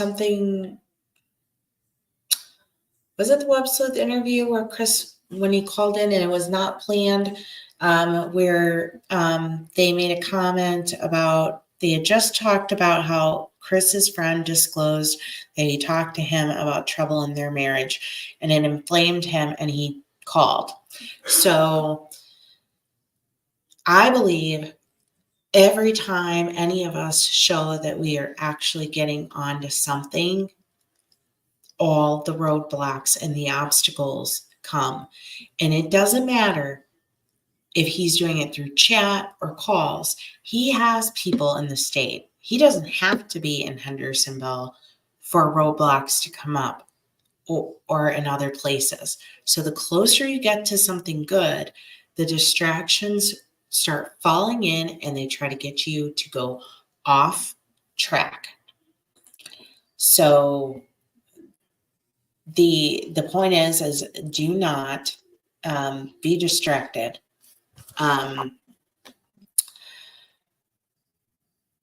And they had mentioned, I think it was like 36 minutes into the lab video, they were talking about, you know, law enforcement. You know, they kind of even said that they did not think that law enforcement was handling the community concerns well.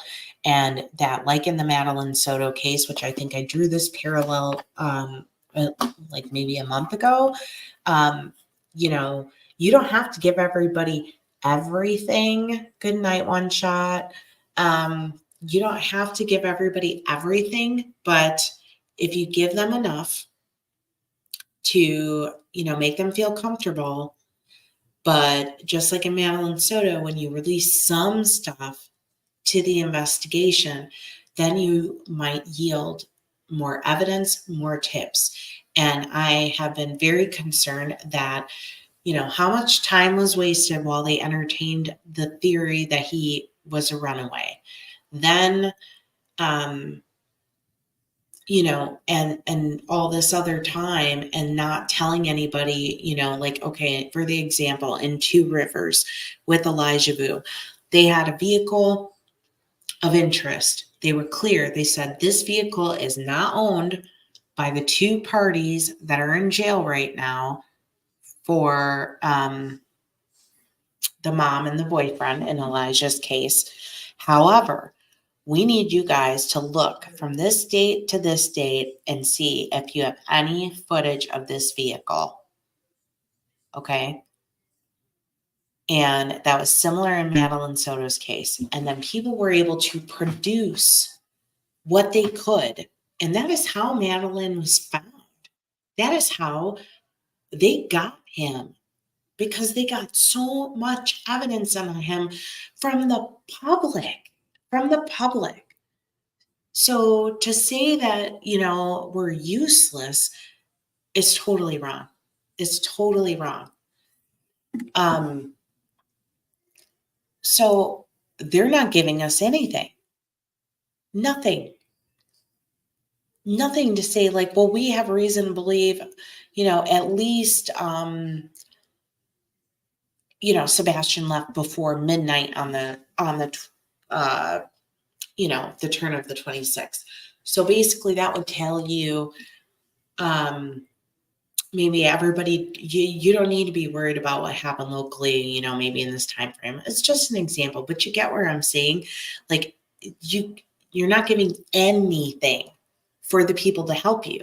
So all this time is lost. And like I said, all the video footage from gas stations, truck stops, restaurants, banks, all up and down the highways that was gone, written over, recorded over, because nobody was ever approached within an appropriate window to say, did you see any of these vehicles?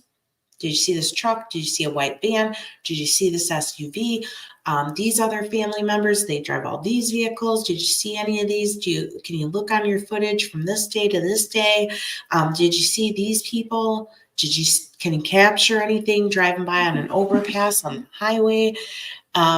Getting gas, you know, gone. Because you wait and you don't say anything. I saw the Worsham store. They confirmed, yes, you know, we've been cooperative. Law enforcement did come to collect video, but it was 2 weeks later. So while they did get some video, the video of them to try to verify what, you know, people were claiming, gone. Which leads me to another place. And again, you know, I'm taking things like the 3-hour phone call. I'm taking things like, how can you be in 2 places at once, you know, with phones, or we don't know who verified, at least that I recall, we don't know who verified that Chris's truck was at the campground at 8 p.m. Or, you know, if it was by video footage vetting, or if it was a person there that said it, or if I think I saw that, like, it was at one point we saw the truck and then we had seen him, but then after that, obviously people go to bed. We don't know what happens, but no, his truck didn't leave. Okay. And then we have, he was vetted apparently, and this is by Heather, I believe, to be on the job site at 5:15. Now, I don't know who those sources were. I want to say the job one might have come to her from law enforcement, but that I can't say that was for sure. So we talked previously, like, okay, you know, there were 2 vehicles at the house for sure. Sunday night, the white van and her SUV, which would have been in the garage. And then we have to start considering, how could Seth Chris get from Memphis without using his truck? And, I've thought for quite a long time. Look, I know you make money when you rent an RV site, okay? Good money. But they're also in a good location. They're probably not hurting. So my question is, you have, are they really there, like just letting them stay there out of the kindness of their heart? Or is there a pretty tight knit relationship with them? And, would they alibi for him when they don't really know the answer? Or are there other campers they're super really close to? Because while people have and Terry Lynn did it too, they talk about the RV and they talk about it like it's really weird or it's a camper. Like, people legitimately live in RVs and drive all over the country in these $175,000 RVs. Okay, it's not actually weird at all. It's like a totally normal. People even take their families and homeschool them and travel across the country. So, I was looking at like, who there at the campground? Is there anybody there? Because some of those people might be also coworkers who camp there. Are there people on the work site that he could have borrowed a vehicle from? Does he have a second vehicle? Like, some places, if you're going from one point to another, you get to use the work vehicle. So maybe does he drive his personal vehicle from the campground to the job site and back every day? Or does he have a work vehicle there? I don't know. And of course, we still have not figured out if, there was a family member of his, because we know from the good Nina, that they will go to great lengths to protect their own. Could one of them have picked them up and taken them somewhere? It's entirely realistic to me that between 8 p.m., which I am still firmly believing the incident in question happened between 9 and 10. And I believe that between 3:30 a.m. was the leaving. Okay. And whoa, did I miss something in here? Hold on, checking the chat here.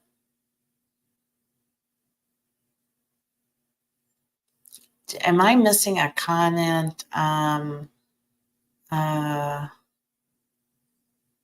Okay, Kay Watson. I'm trying to figure out if you're responding to someone. So who is Brian?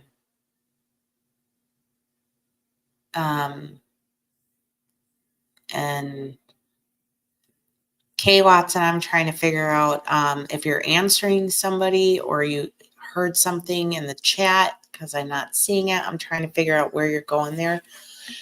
So if you can just comment and follow up.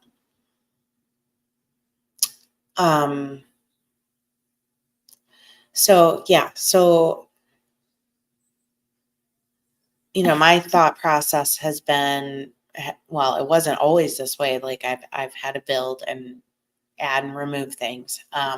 But my opinion is, something transpired between 9 and 10, and then somebody left the house, between 3 and 3:30. And that's, what I believe. Okay. That's my opinion. So, I'm led to that, and I'm trying to figure out, if anybody could have helped and facilitate that. I believe it's possible to go, well, I've mapped it. So I know that you can go. And that doesn't also exclude a meeting halfway. you know, or something to that degree. The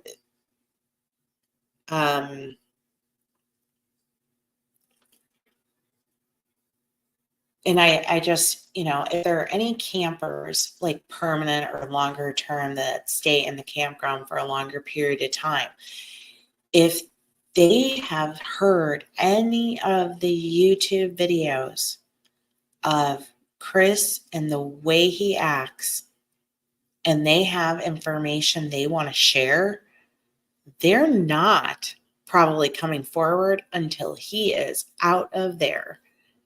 I mean, who wants to deal with that? The other thing is, I've been trying to figure out if there is any financial, if there would be any financial gain whatsoever, and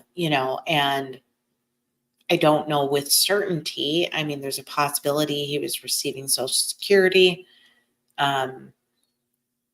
If she was getting child support, part of me thinks, well, if Seth's not working, or on leave, or had to take FMLA, he's probably not having to pay child support. And we don't know if he even had to, depending on their arrangement.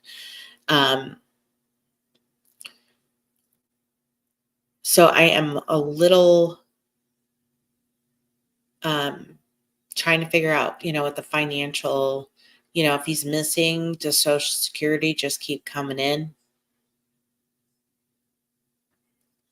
And they talked about in the lab the communication between Seth and Katie. And, my question from that was, how was the I would love to ask Seth, how was the communication between Seth and Katie before Sebastian went missing?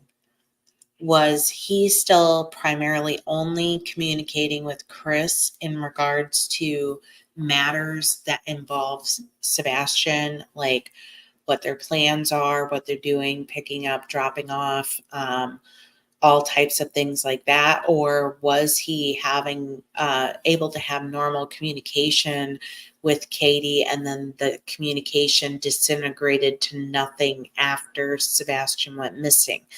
That would help me understand if her not talking to Seth might actually be some trauma from their past, or if it has to do with Sebastian being gone. So that is really important to me. Yeah, and it makes sense. I mean, if they're both kind of doing their best to share all the time, like, and Seth, kind of lives pretty modestly and things like that. And she had, she worked and Chris worked. And so, and I don't know how that state is, but, there's states where regardless who has the kid more, whoever makes more pays.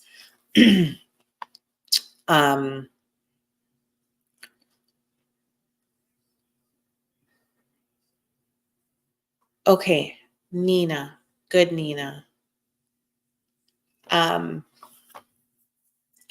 So my understanding, which is very, very limited, is that, which is why I believe that Chris is keeping his mouth shut, is that, like, the judge is out is the best way to put it. The judge is out, has not made a decision.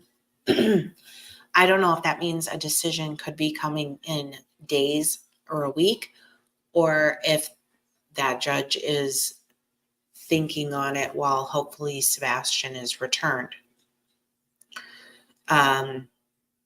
Or maybe the judge is literally sitting in an office listening to YouTube recordings of evidence that were submitted to her. So instead of saying the jury's out, the judge is out. The judge is out. A decision's not been made, which to me is better than a bad decision having been made. So, we should still continue to pray for Nina and I think that, it's probably why Chris is being quiet, because he might think by keeping quiet, he can maybe affect the outcome. And they did make another note, or a comment. They made a comment about, they thought that some body language Katie had was indicating that she wanted help. And I wrote that letter to Katie. Some of you might have read it, some of you haven't. And, well, I haven't heard him do interviews, I guess, like since the hearing, but unless I missed one. And I was thinking to myself, like, are there any attorneys out there that have tried calling her? Like maybe she does need a quote unquote safe space, or somebody like really seemingly empathetic, almost therapist like, who is also an attorney that, could get her to talk. Yeah. I mean, he hasn't done any more like web sleuth type stuff. I mean, he's been pretty, let's say, well behaved since the court hearing date. I think that if law enforcement wants to get her to talk about whatever transpired between her and Sebastian that night, whether it was an argument, whether it was an accident, whether they had a, she just had a moment, or they just had all the ways you could think about it. Okay. She needs, I think, a safe space. If you just go off of her history, I think she is going to need to feel really, really comfortable. I think she's not going to need, want to be, accused, interrogated, attacked.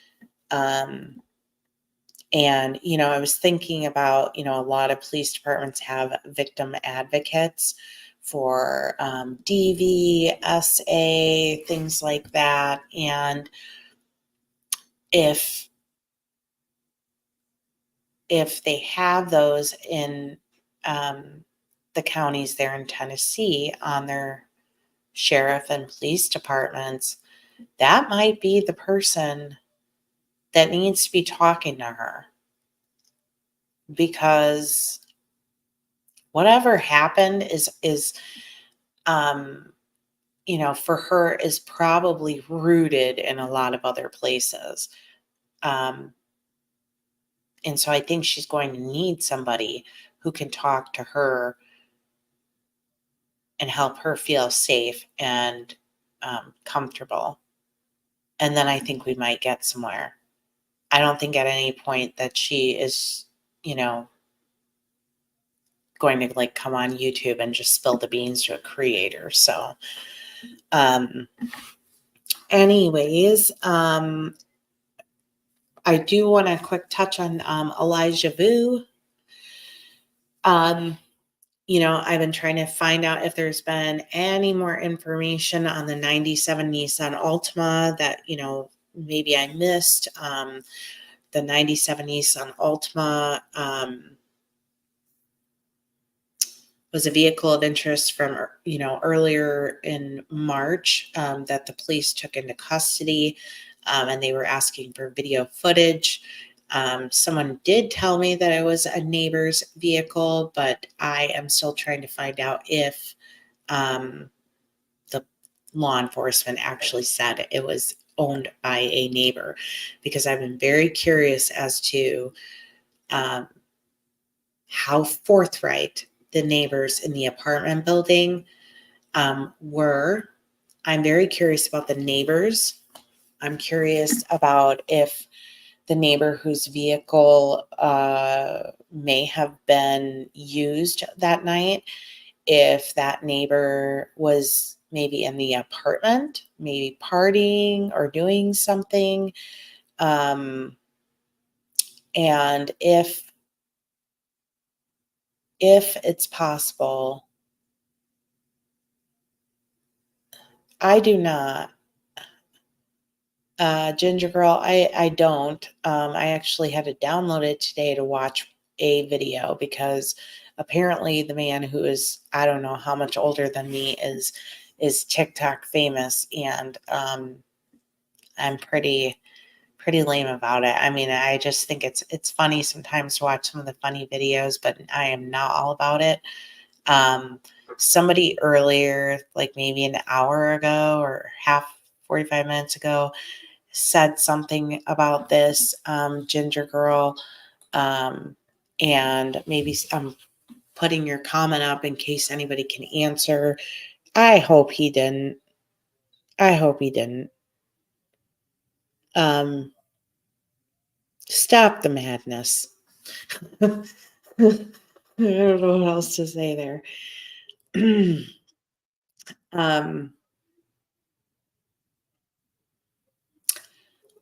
So, and then I have gotten some additional information on a particular location that's close to where Elijah's blanket was found. So that is going to be really helpful for search purposes.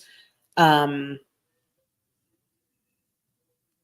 at this point in time, I am trying to find people who knew Elijah's mom, Katrina, and Jesse on a personal level.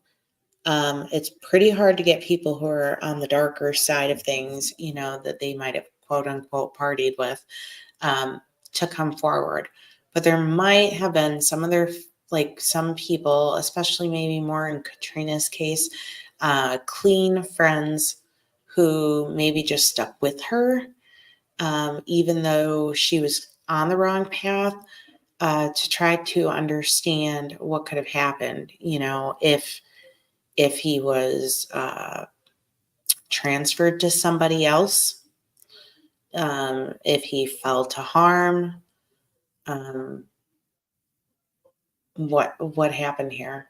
So, but the search does continue, but I am definitely going to hopefully get this over to the search groups, because I don't want them having anybody that is trying to take advantage of anybody getting involved.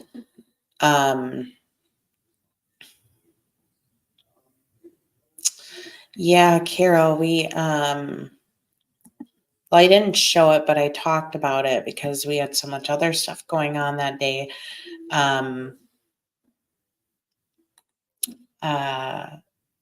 Of the interview on Break the Case.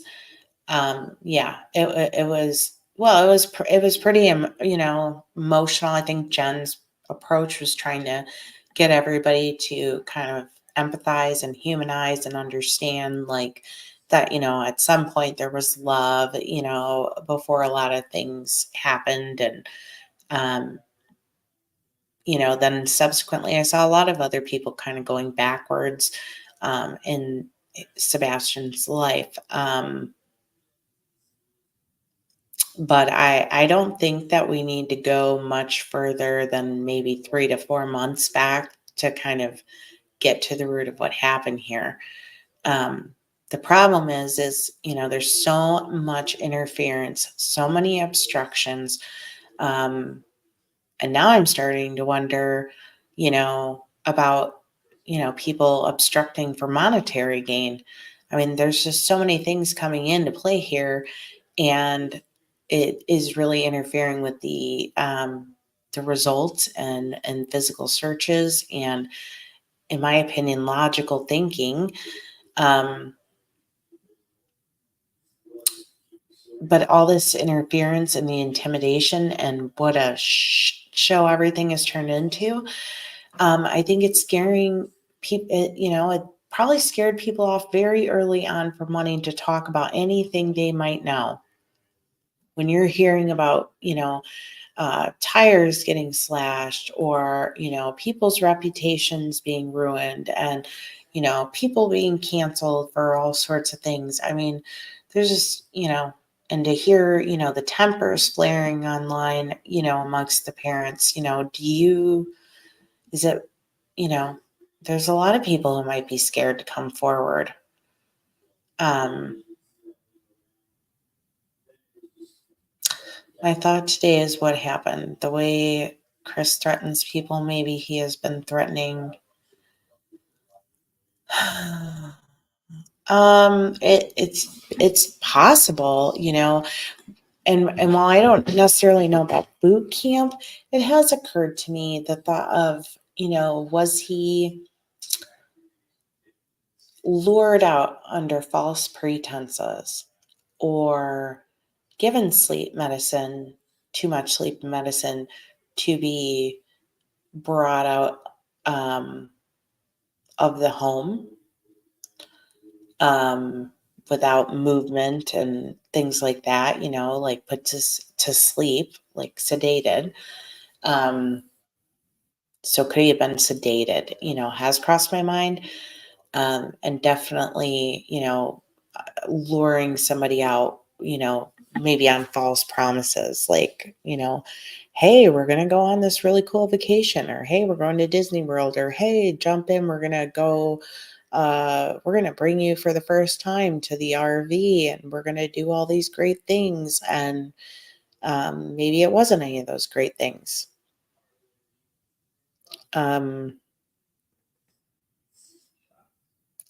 There's a lot of things that created a great deal of tension that we're just building and building and building. So it's totally possible that there was a reaction, like spur of the moment, just based on, maybe just being, if he was too overstimulated that night, or he was not going to sleep. And you're just thinking about, the custody battle, and, well, if I send him to go to live with his dad, what are the things that I lose? And, I keep forgetting that, and it was kind of reminded when I watched that, was supposedly, Chris and Seth were working on Katie to get her on board with, Sebastian going there to live with Seth. So that kind of made me think like maybe it wasn't like her initial idea either. And there was a lot of back and forth about how he had great behavior at school. Then it was like, well, he's just a little socially awkward. But, then they talk about the online school, and that was just short-lived. And that kind of just made me think like, was he needing to be removed from the school for some reason? And then I started thinking, if Seth isn't getting papers, and Seth isn't getting communicated with by the school, or by, CPS, or any of those things, is it possible that they were trying to get him out of that school because Sebastian was confiding with his teacher and about what was happening at home? And okay, we got to get him out of here, because so maybe let's just tell Seth he's acting up really bad at school, when really he's not acting up, grossly, terribly at school. He's confessing to his teacher that he's, so that's, does Seth, has Seth verified whatever, if there was something going on with the school that it was going to prompt him to need to be removed physically from the school and do online schooling by him, for a bit. did Seth verify with the school that what he was told was true?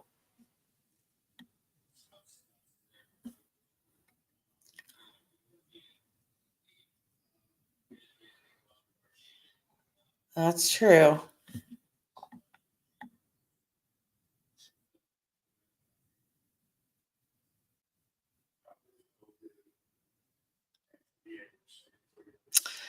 I mean, it's possible. What one of the 3 theories that Seth had said to the polygrapher.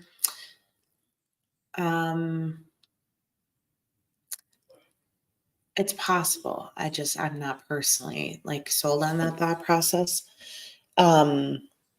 But like I said, I had a lot more thoughts about like people that maybe don't want to come forward with any information they've had or anything they've observed since, because there's fear of retaliation, intimidation, even the power of social media and YouTube, and how they're going to be looked at or treated. I don't want this to be me. I don't want to be recorded. Stuff like that. And I've had a lot of, thoughts about, the real reason, like what was Seth told about why Sebastian had to go there, and if it was related to the school, whether or not that had been verified. And there's a whole lot more, but, we don't have all the time in the world. But at this point, I will attempt to share this so the information on the not good Nina gets to the family, but I can't tell them what to do with it. And it's their interpretation. And I could see being like, having some pride and maybe even feeling like I can't deal with this. I don't need another blow. If I was Seth, but I think that there's a real possibility that there's certain parties potentially coming in would make Chloe say, well, not only do their morals not align with my morals, but I'm not losing my license by being affiliated with this.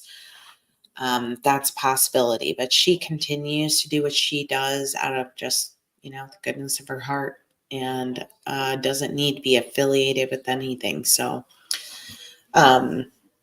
if anything, I would bet a lot that she just wants everybody to, get off her social media and just let her go back to doing what she was doing in peace. So,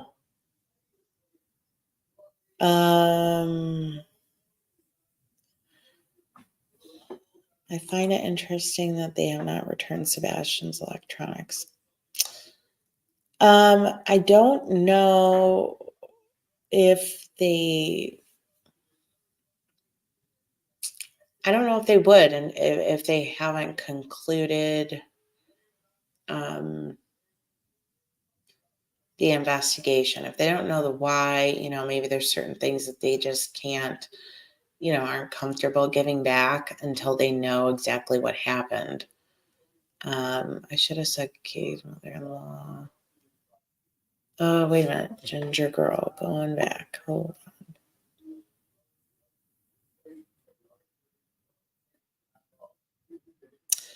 Okay. Now you're making more sense. Okay. Chris's mom, not Katie's mom. Now you're making sense. Yeah, because I was not following you. I was like, nope, I didn't hear anything about Sebastian even having contact with his maternal grandmother. But if, Sebastian or anybody texting Chris's mother-in-law, I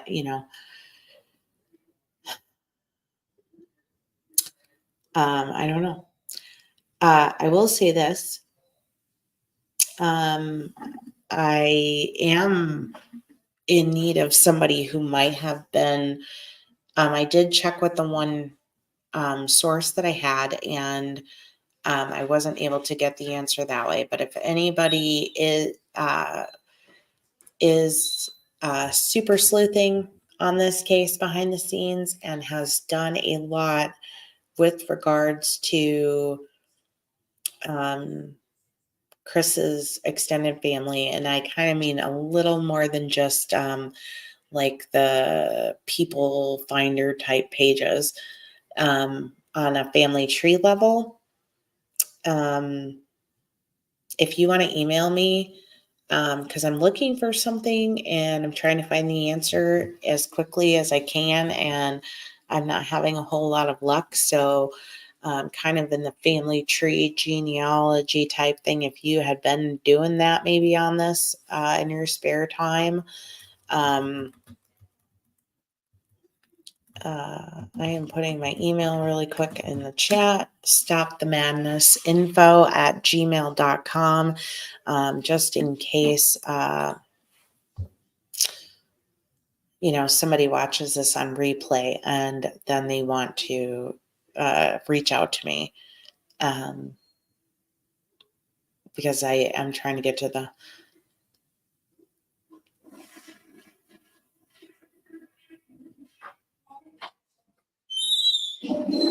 I missed something.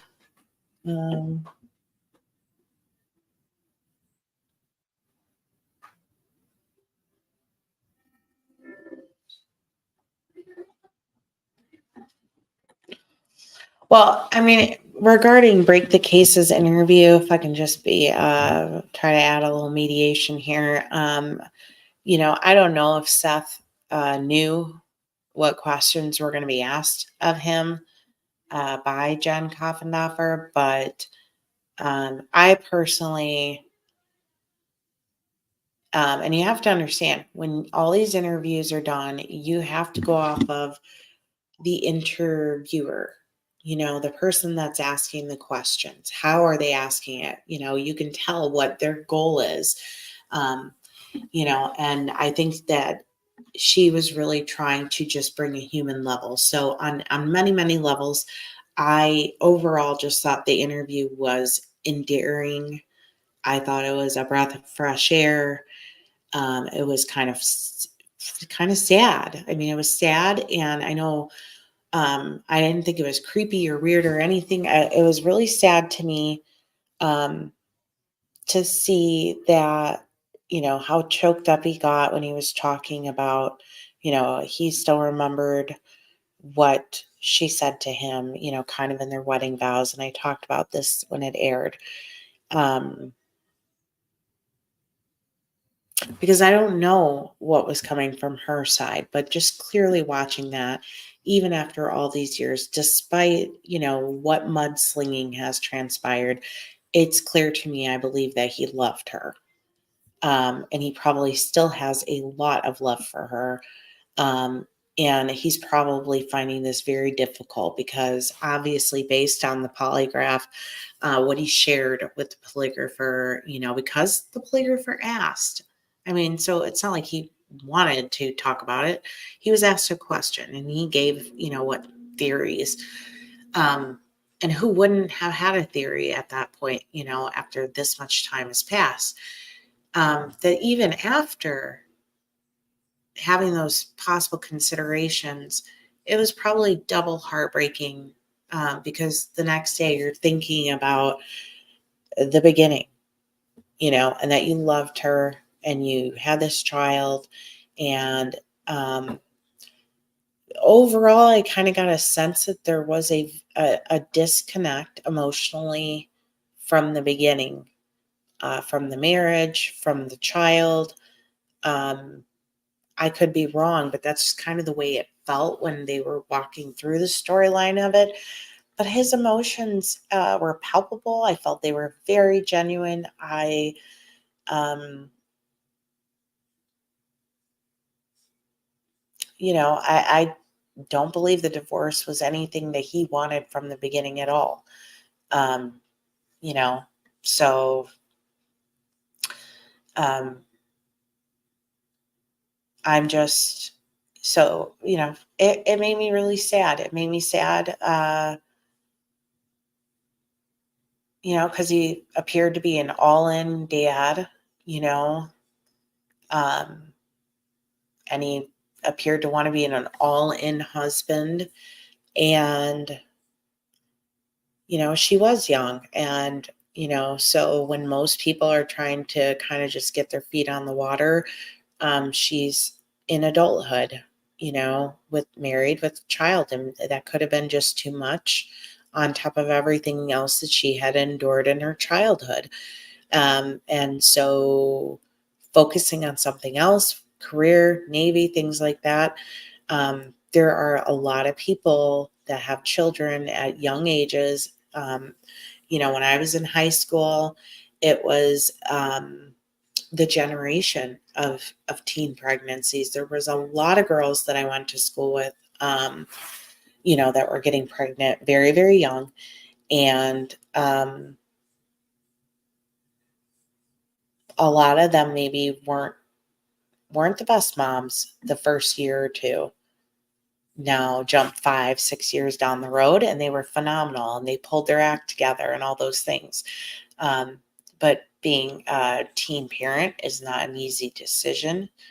And, you know, I'm not judging anybody for that. And I know it's a hard road. And, you know, she probably was not ready for any of that. And, you know, if anything, you know, I just wish that when the decision was made to go, you know, I just wish, you know, that Sebastian would have probably stayed primarily with Seth. You know, but that didn't happen. And I don't know, Ginger Girl. I mean, the way I hear it, and again, we only heard his side, it did make me feel like there was a potential disconnect early on, just because I think it'd be hard to leave for an extended period of time when you have a small little baby or little toddler. Not maybe if you, I mean, it would still be hard, but, you know, like I said, and then if, you know, you were in the military and then you had a child and then you had to deploy again, is a little more understandable than making the decision to enlist or join the Navy once you just had a child. So it's, you know, it's possible. I mean, the reality is, I think it's clear to all of us that pretty much everybody involved probably needed a degree of healthcare, mental health care, emotional support, you know, for many, many years, and none of them got it. You know, some of that is generational. Some of that is probably stigma. Some of that could be stubbornness. But a lot of people involved in this, you know, probably never got what they needed to get through all the things that they needed to get through. And that really leads me to why I think that, you know, they just might have the wrong professionals having the conversations with Katie, and that they might maybe get some more answers if they had somebody who maybe had more experience as a victim advocate.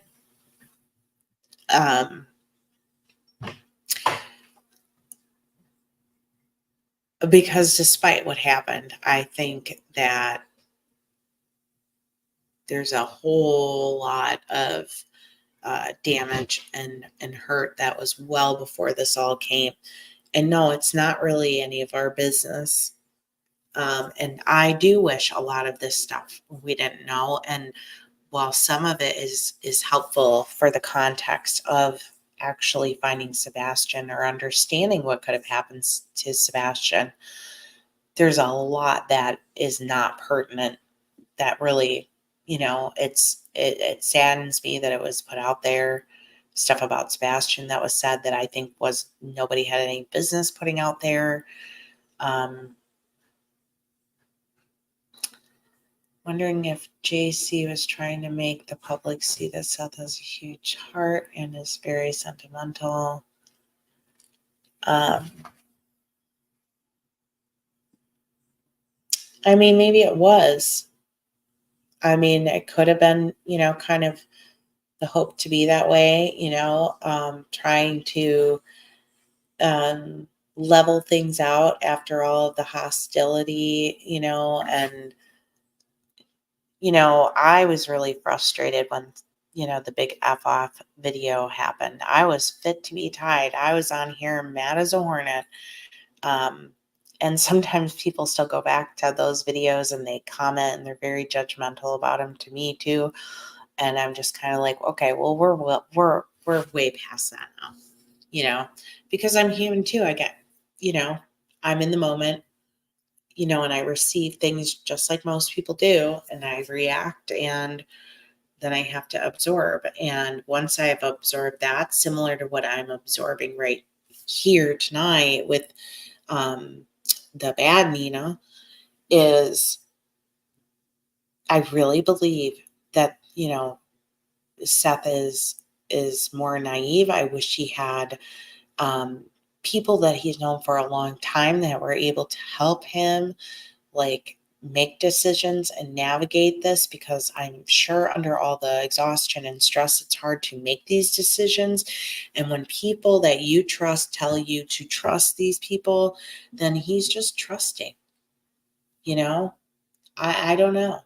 I mean, I would love to know where the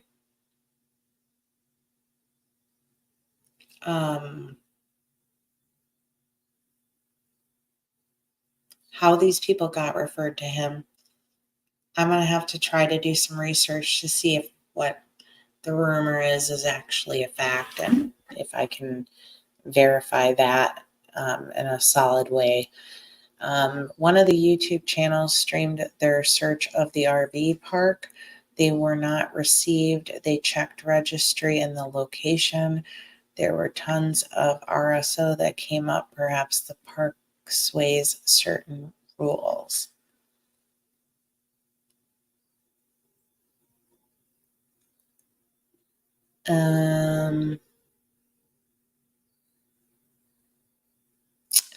Okay, so somebody searched the RV park. It's interesting.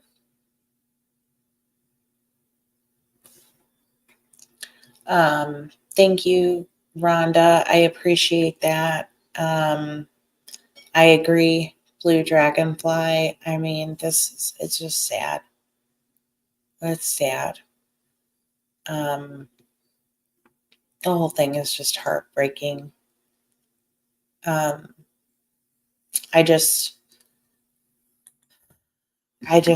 hope, it just stinks because I know that a lot of Seth's, I don't know, but I believe a lot of Seth's family is in the state with him. And, sometimes you have, your family and you can call them on the phone and things like that, but it's maybe not the same. And, I just wish he had somebody that was a good family member of his or something, or a best friend that was spearheading for him, that, could help him make these difficult decisions. Because I just want you to know,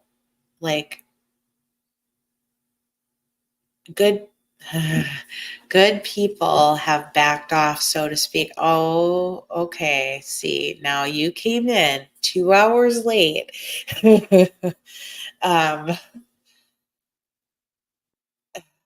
Good people backed off because they don't, I believe they don't want to risk their license by working with felons. And I basically spent the first hour or so showing all the physical police records and all of those things just so everybody knew that I was not bringing rumors. But I think that Chloe backed off because she had to do this. And I think that basically it's Seth. I don't know how everybody is getting referred to him, the root source of these referrals. But it's clear that it's out with the old, in with the new. And I believe that the new have, apologize, have some monetary interests. And I didn't want to believe that. And I've avoided going there. But this was a little bit too much documentation.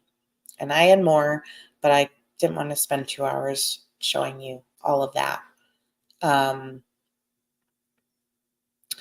that is true. That is the point, as Sebastian is losing because, you know, you have people that want to make money off of this.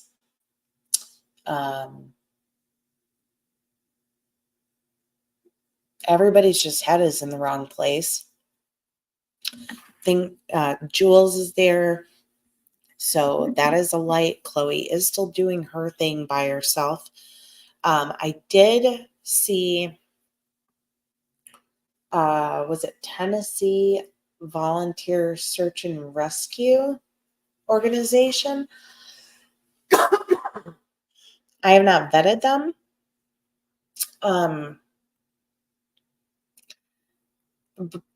But I did see something to the effect that they were going to be helping. I don't think he does at this point. I think that he is genuinely this naive. And I believe he got some bad referrals and bad advice. And you might not have been here, Dawn, when I said the rumor indicated it was actually a pretty reputable YouTube creator podcaster that gave these referrals. I am not saying the name because I have not found the evidence of that. But I am going to look into it, and maybe I will find a video where it confirms that exchange or references that referral. Or if any of you know what I'm talking about, you don't need to mention that creator's name because I need to make sure it's true. But you have my email and you can email that to me. And, you know, Don, we also talked about,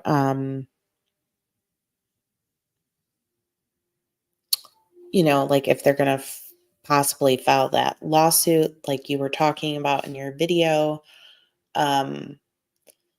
You know, there's talk about a 501c3, but earlier in the channel, I showed a video and it was Tony and this convicted felon who has done a lot of damage to a lot of families, who is inserted in the Caleb Harris case.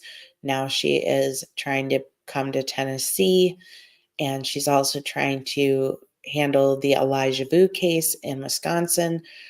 The court has ordered her not to be around working with minor children or elderly.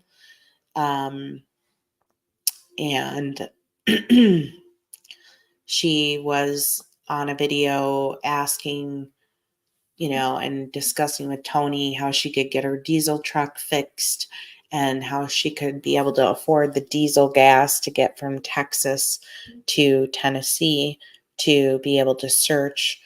The reality is there's a whole lot of other search and rescue teams that aren't just, you know, we got enough convicted felons and SOs and all that involved in this, coming in and out of this from the beginning. I think we need to maybe, there are reputable apps that you can use to run background checks on volunteers. Schools use them. I would recommend it. I don't think that Chloe wasn't paid, but that does not mean that she did not have a contractual agreement where she, owed certain duties to her client and vice versa. And, when you're dealing with people who are doing really nefarious things, you don't ever want to be in a position, especially when things get like this, you don't want to be in a position where you have to defend your license. I mean, we have a lot of what I believe are good professionals who have had their reputations and their businesses just completely sabotaged by affiliating themselves with this case. And the more people do what they're doing, I mean, if seriously now this is like, going TikTok famous with, like, and I see what's posted online. I mean, it's just like, get a grip. The more it continues like this, you're just going to have less and less reputable people. And you're just going to have a whole lot of money coming in. And I've just begun trying to dig into what's really going on the financial side of the Caleb Harris case, and what productivity is happening there. And more than anything, I think it isn't a bad idea if the family or the parent has their own kind of like tip email or something where they can receive information that someone might not feel comfortable going to the police, or in this case might think that police won't even acknowledge it. But if you have it going to your PR person, or just people that then we're not going to be comfortable sending stuff there. I'm not sending anything to the email address I was given, because I don't think it's going to get to where I don't think it'll get to the family. And when you have somebody who is, filtering what you get to look at and what you don't get to look at, and you're being told to basically don't go on social media, we know that Seth doesn't go on TikTok and Facebook really, but he does go on YouTube. But a lot of this activity is happening on TikTok and Facebook. How much does he know? Yep, Ginger Girl. That's what we're trying to do.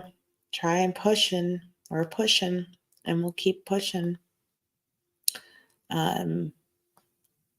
But if they get this woman up here from Texas, you can just say you can learn about it from another channel, because if the bad Nina comes to Tennessee, I am taking the day off. That's all I'm going to say, because I'll lose it.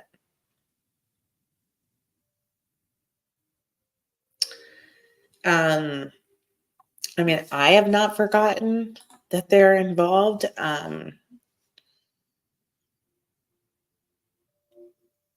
But I don't know if any potential criminals that might be involved are aware of that. But I don't know if there's, are they still involved? Do we know, did they do their thing and then they're not involved? I guess we don't know, but